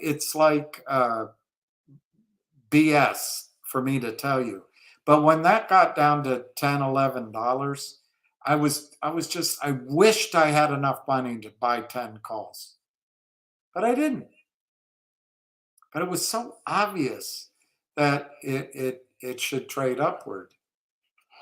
Risk, though, there's risk. That's why I didn't have that money,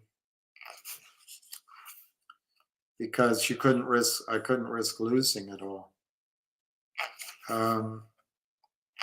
Anyway, when we talk about the bunksters, I can remember what it says. I'm not going to be able to find it quickly. But here's the thing. They said it so succinctly, and I spent a lot of time saying it.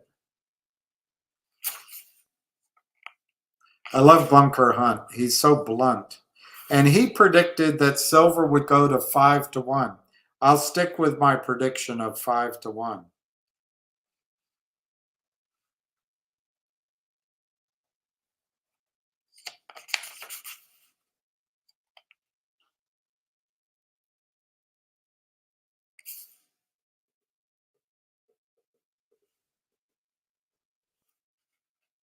He went in with Arabs. All right, let's see if it's here. No. Anyway, I remember it basically.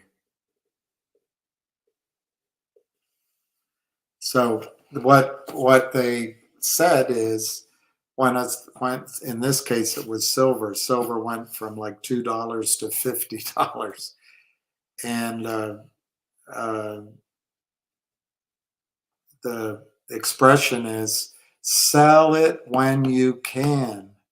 not when you have to. Sell it when you can, not when you have to. So when you have profits, and this is the mistake I made in GTII and Finger for myself. I don't know what you did, but those stocks went really high. And I believed Ham's view that the squeeze was coming. I didn't really understand the power that COSM had been bribed, and that group of guys had been bribed to puncture the bubble. But in any event, the market was telling you, take some money off the table. And you have to listen to it. You have to sell when you can, not when you have to.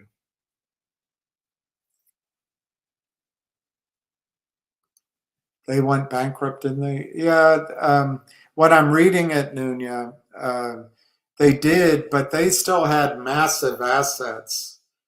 And I actually think that they were still fighting, at least Bunker was, to hang on to his silver. If he had just given up on it, the bankruptcy would have been orderly, but he would have come out, in my mind, really, really rich. What really hurt their wealth, and I don't know the final story, because Placid Oil was set up for 5 of the Pater Hunt's children, and he had 3 families. But the two sisters lent money to meet a margin call, basically, and then secured it with Placid Oil. And what looks like really wiped them out finally was when oil prices went to $12.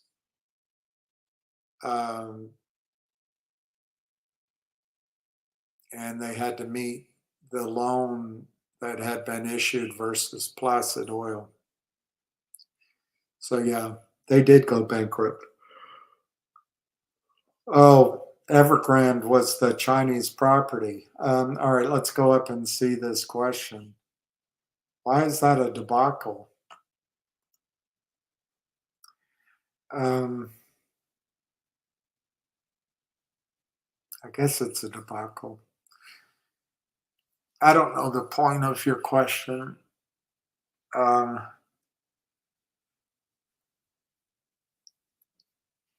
think there's a crisis of some magnitude in the Chinese banking system caused by real estate. But China has invested a lot of the trillions of dollars that they borrowed in factories and computers and robots, in high-speed rail, high-speed, state-of-the-art infrastructure. They've invested the money in I always get it wrong, the ring road or whatever you call it, that goes into Africa, into Asia. They have our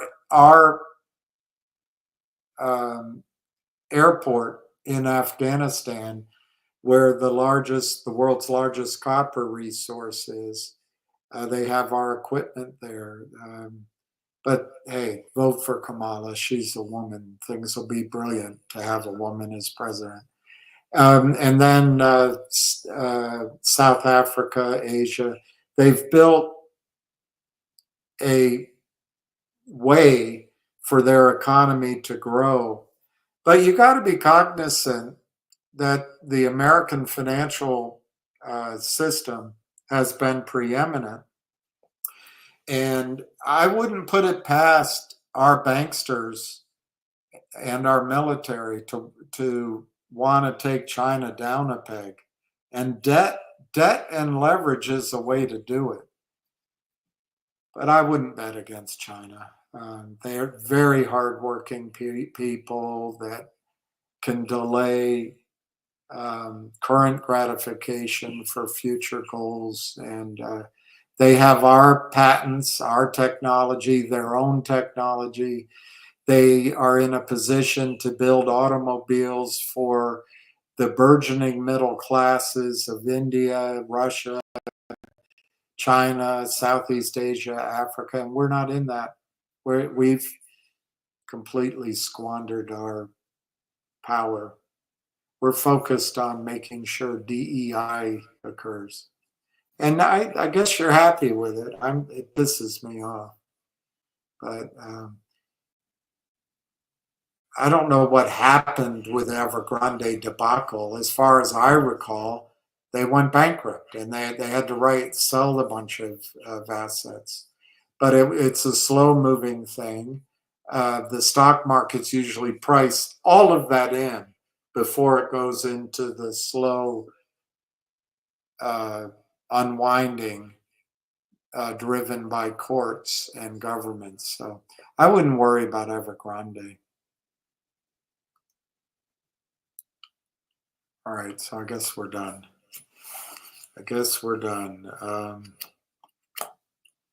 Wolf is up 29. That's WULF. Nix is up 2 cents. DJT is up 2.5. Logic is flat. Finger is up a little bit. And that's good. Everything's green on my screen. And I think I'm trying to think if there's something else to talk about. Not really.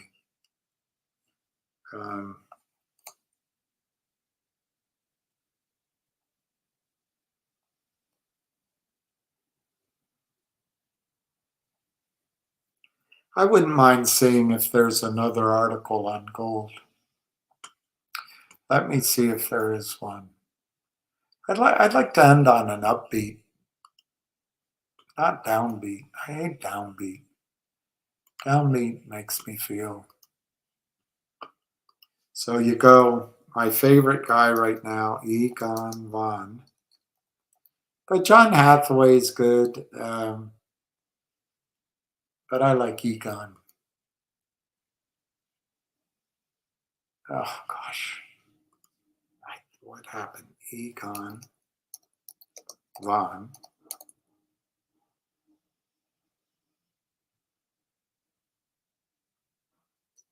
Gray.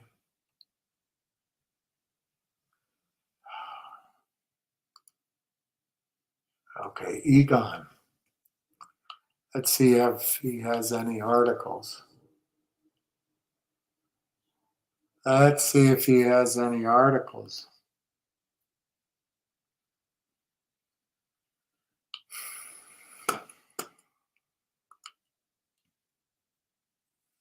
I feel like we read that one.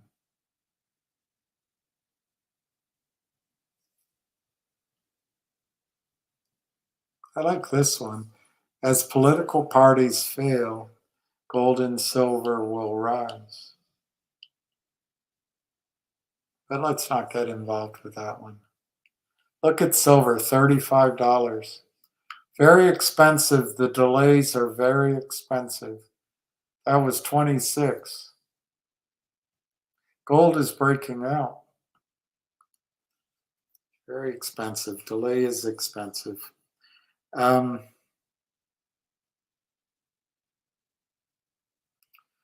me see.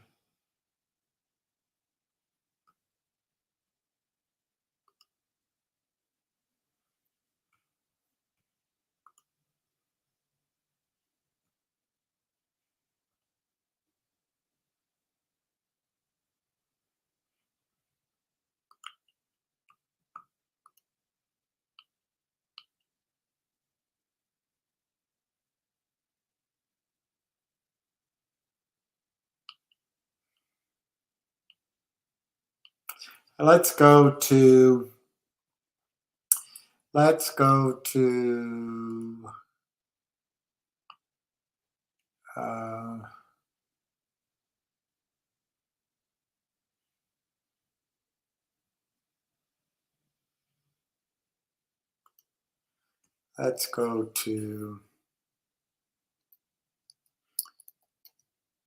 see what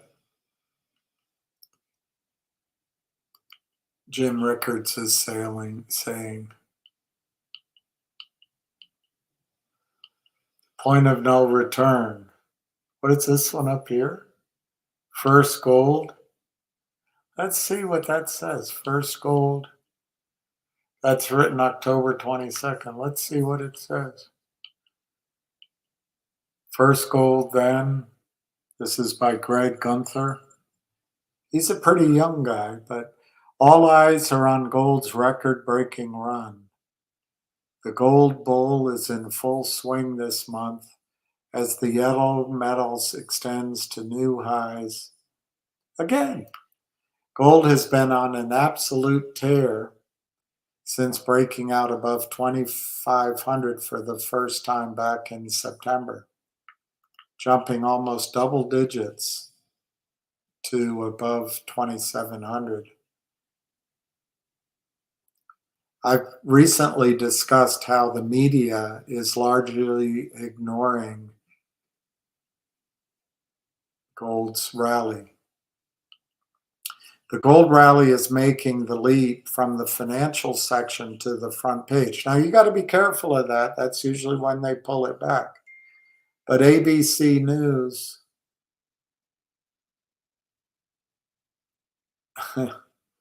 ABC News even ran a quick gold explainer late last week. I think it's safe to say enthusiasm is building around these precious metals for the first time since gold extended beyond 2,000 at the start of the second quarter. Now we are beginning to see a follow-through into silver and the mining stocks. Almost everything in the precious metal space is up. Longer term, gold has a bright future, but it's due for a break soon, which means he thinks it's going to have a pullback. Whether that means a pullback or sideways consolidation. Yeah, he could be right, but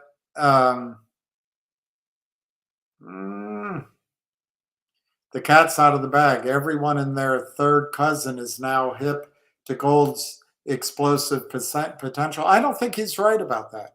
I don't think everyone's talking about gold yet. So I personally think gold can go to 3,000, even 3,500 before this prediction is correct. But anyway, gold isn't the only game in town. Copper, all-time highs. Dr. Copper, all-time highs. $5 breakout. Oh, that's back when it did it before. But those bigger breakouts, short-lived. Copper failed to hold and lost the magical $5 level. Fast forward today, and copper is working on repairing the damage from its false start. Yeah, that's upside down head and shoulders, maybe.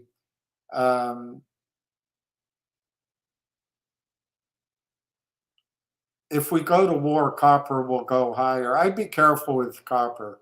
He's right. Copper could have a run here over the next 2 or 3 months. But copper's one I would be careful of, because I would just be careful of it. Bottomed in August. He says copper futures could find its legs on a breakout above 475. Southern Copper Corp. Yeah, okay. Uranium. The uranium ETF. That does look like it's breaking out. That looks like it's breaking. You've got once, twice, 3 times a lady, and I love you. I love you.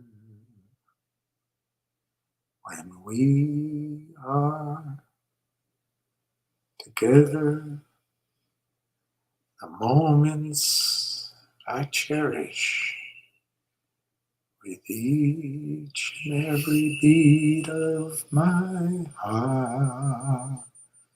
All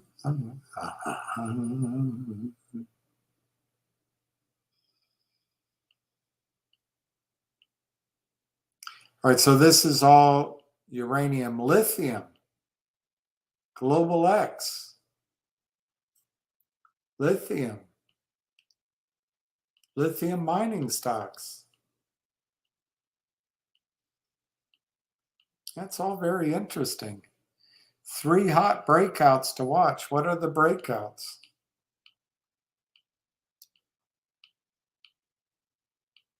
What are the breakouts? Let's just get to the point. Are small caps ready for liftoff? Yes, they are. What about precious metals? Gold? Biotech? Yeah, that makes sense. All right, let's go back and see if Jim Rickards says anything.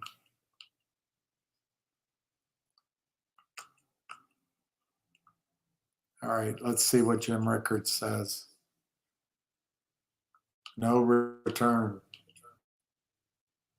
Should the United States debt be considered a crisis? Does it have destructive power of a hurricane, tornado, earthquake? The short answer is yes,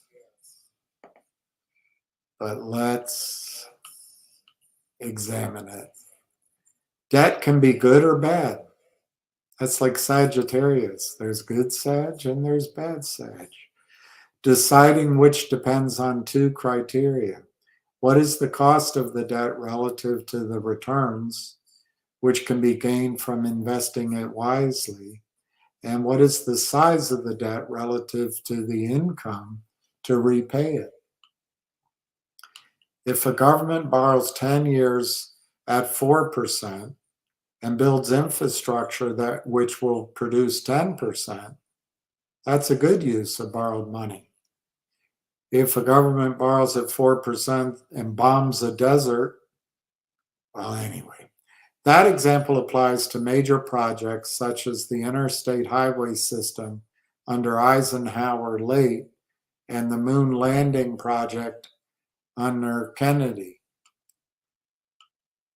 But money borrowed to finance boondoggles such as DEI and Green New scams, or people that come in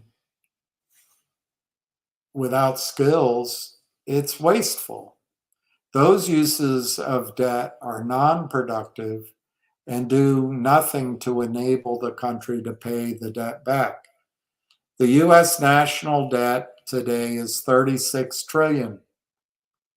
Please note that this is Treasury debt only. It does not include student loans, Social Security, Medicare, mortgage guarantees, unfunded FDIC insurance, and so on. So is 36 trillion a lot? Well, maybe. If you owe 50 grand on a revolving credit line of MasterCard, is that a problem? Well, if you make 30 grand a year, it is. On the other hand, if you make 500 grand per year, the debt is entirely manageable and you can probably pay it off by just writing a check. In other words, debt is a problem or not, depending on the income available. And I agree with that. I think in some ways, we run a debt without paying for it by choice. But our system is debt-based, and the growth, so-called growth we get in our economy comes from issuing ever more debt. So eventually it'll topple over. A good proxy for national income is gross domestic product. Oh, God. Here comes economics. By expressing national debt as a percentage of GDP, debt over GDP equals R, where R is the ratio, you get a good idea of whether the debt is excessive. Economists agree that 30% debt to GDP is comfortable. As it climbs, two adverse conditions result, and you know them, I think. The first is that you get declining marginal benefit. Are you okay? The first is that the return on investment, the multiplier, declines. Borrowing and spending a dollar at a 30% ratio might produce 140% return. Borrowing those same dollars at 60% produces only 10%. And this is why the Maastricht Treaty, which governs EU fiscal policies, places a cap of 60% on the debt to GDP of member states. They ignore it. But I'll show you how the United States has reached a point of no return. There's only one way out. Here's the important thing: how to protect your wealth in times ahead. The Point of No Return by Jim Rickards. Research makes it clear that a debt to GDP ratio of 90% is a threshold. That is the point at which the return of each dollar borrowed and spent is less than $1. That means not only do you not get your dollar back, you add more to the debt than you do to your income, which makes the ratio even worse and lowers the return on the next dollar borrowed. That's a mathematical way of saying you can't borrow your way out of a debt trap. Where does that leave the United States today? The national debt is 36 trillion.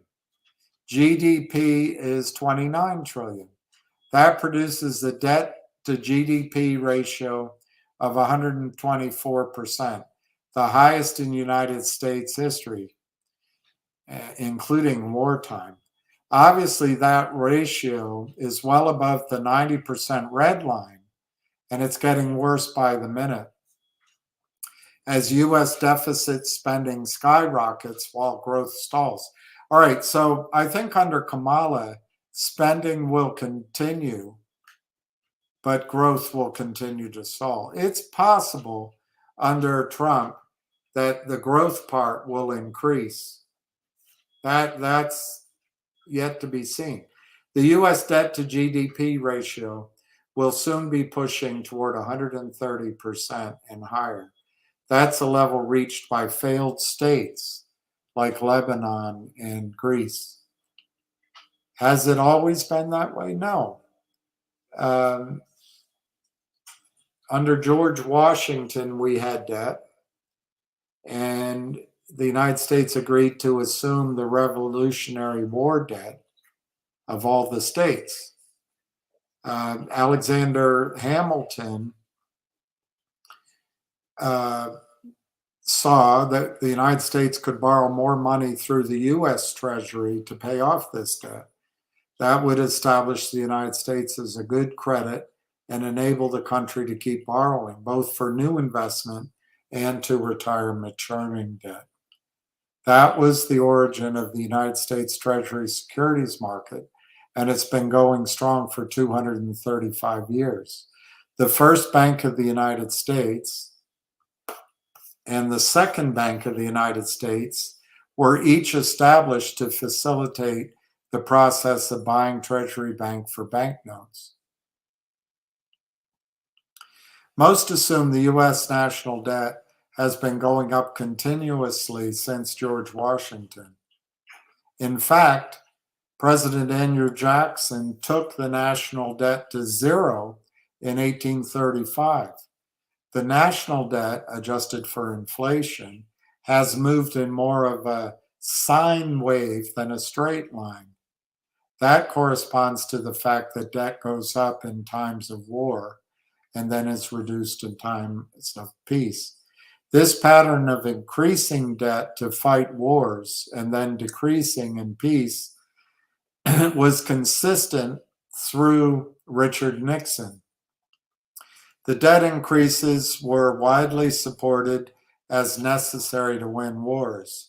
The debt consolidation stages were viewed as times of wealth creation and prosperity.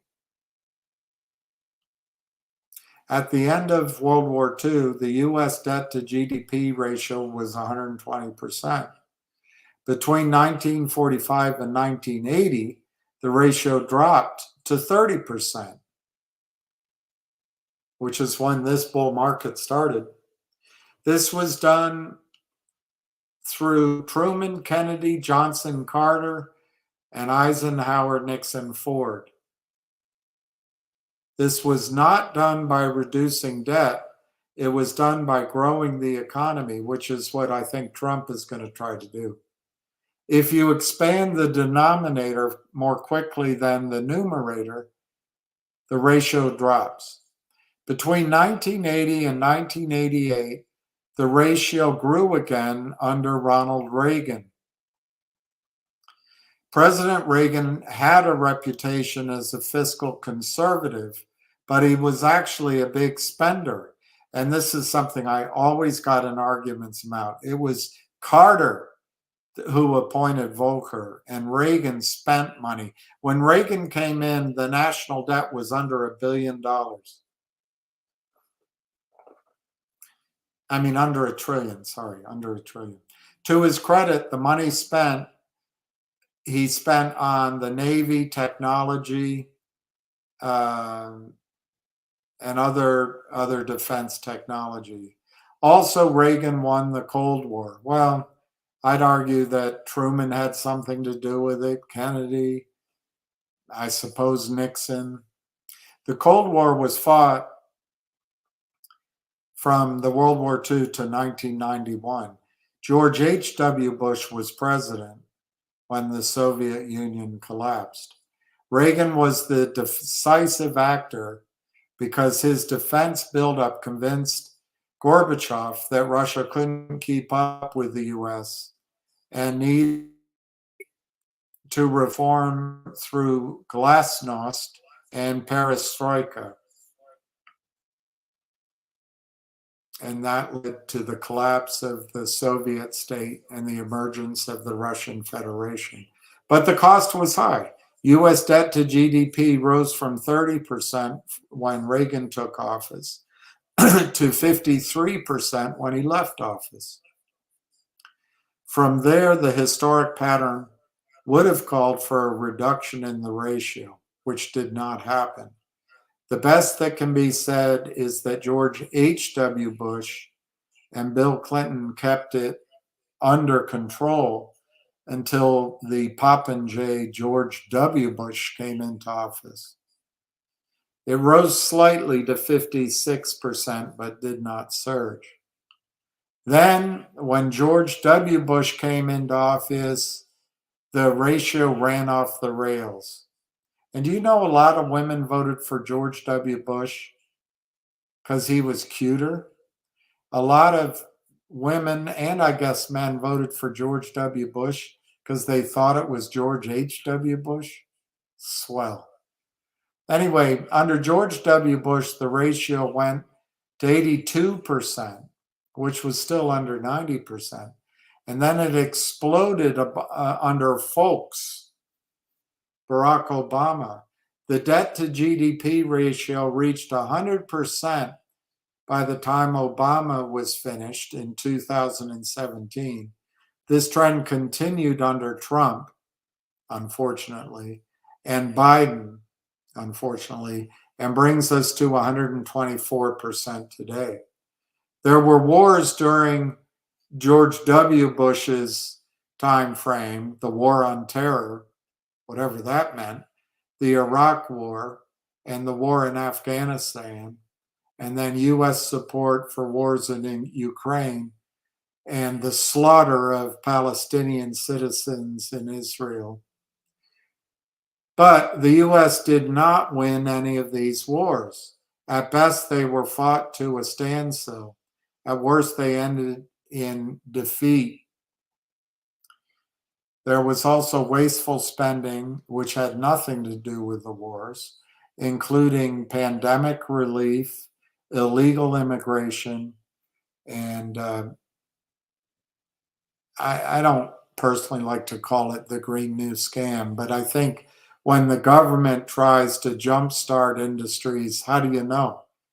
I'm all for green technologies, but I think the government has a role maybe in being there to help a new company, but you've got to let the free market sort it out. But we haven't had a free market in years. The US has lost its ability to win wars and lost its will to reduce spending in time of peace. The debt to GDP ratio is now steeply pitched instead of sine waves. There's no need for default because we can always print the money. There's no way to grow out of it because high debt ratios inhibit real growth. The only solution is high inflation, where the nominal debt may go up, but the real value of the debt shrinks dramatically. The value of your stock portfolio will dramatically shrink as well. The remedy for this crisis to your wealth, the threat to your wealth, is inflation-proof assets, including land, gold, silver, fine art, natural resources, some cash, and bargain hunting. Don't expect your stocks to save you. They won't. All right. All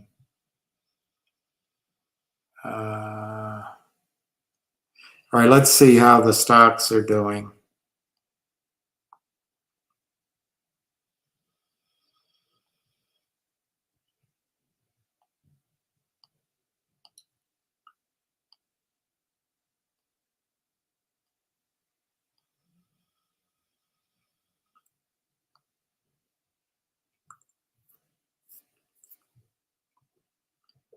Wasted and wounded. It's not what the moon did.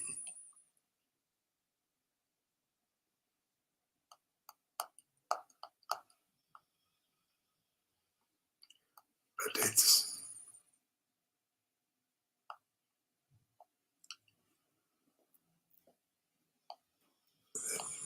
leave here now.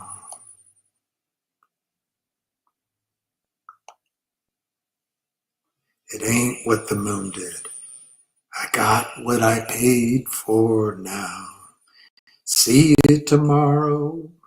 Hey Frank, can I borrow a couple of bucks from you to go waltzing Matilda, waltzing Matilda, you'll go waltzing Matilda with me.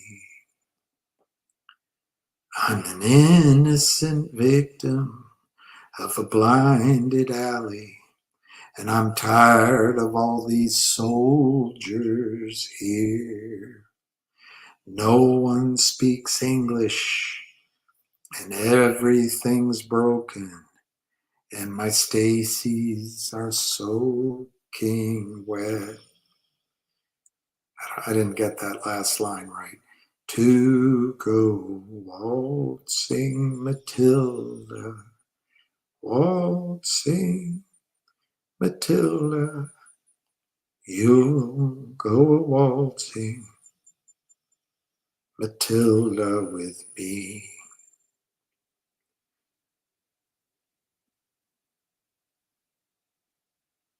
Now the dogs are barking and the taxi cab's parking.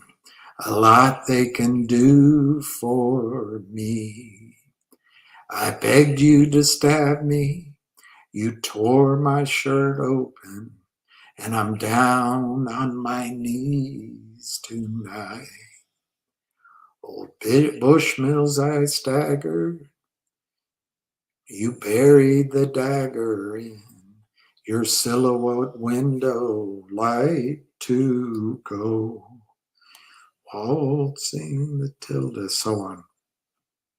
Now I've lost my St. Christopher, now that I've kissed her, and the one-armed bandit knows, and the maverick Chinaman, and the cold-blooded signs, and the girls down by the strip tease shows go. Waltzing Matilda, and so on. No, I don't want your sympathy. The fugitives say that the streets aren't for dreaming now. Manslaughter dragnets and the ghosts that sell memories, they all want a piece of the action anyhow. And you can ask any sailor, and the keys from the jailer, and the old men in wheelchairs know that Matilda's the defendant. She killed about 100, and she follows wherever you may go. And it's a battered old suitcase to a hotel someplace, and a wound that will never heal.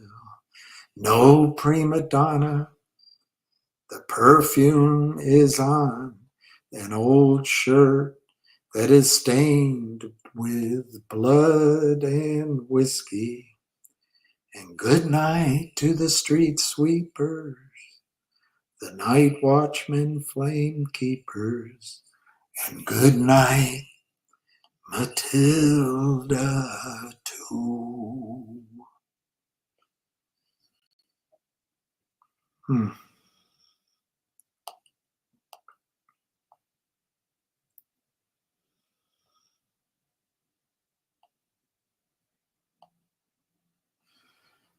All right. I think based on that,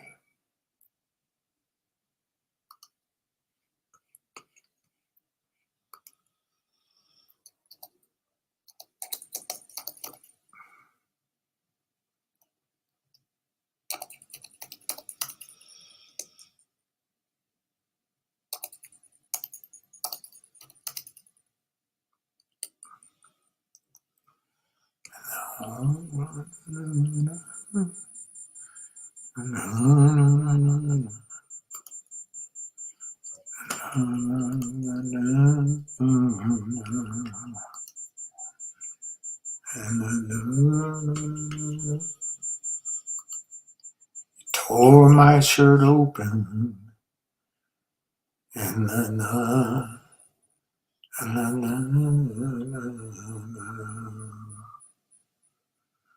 so what's the problem here? What's the problem? All right, here we go. That's what I want. And then I want to go.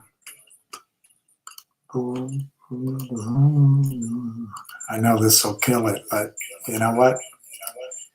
Sometimes you just got to enjoy what you can enjoy and not worry about money.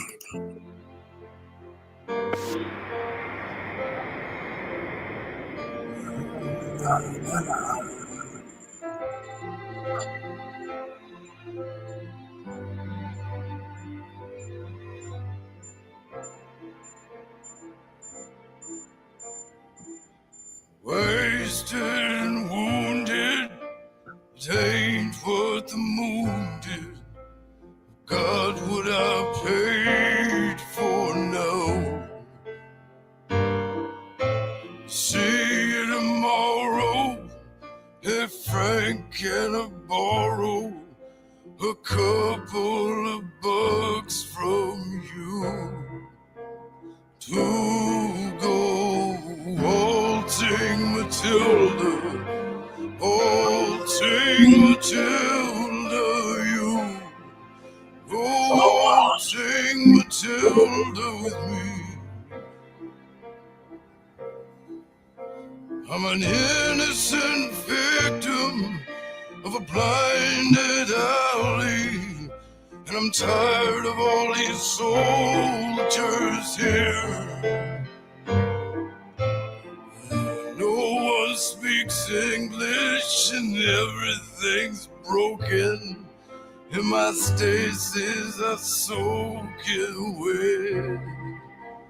To go waltzing Matilda, waltzing Matilda, you go waltzing Matilda with me. Now the dogs are barking and the taxi cab's parking, a lot they can do for me.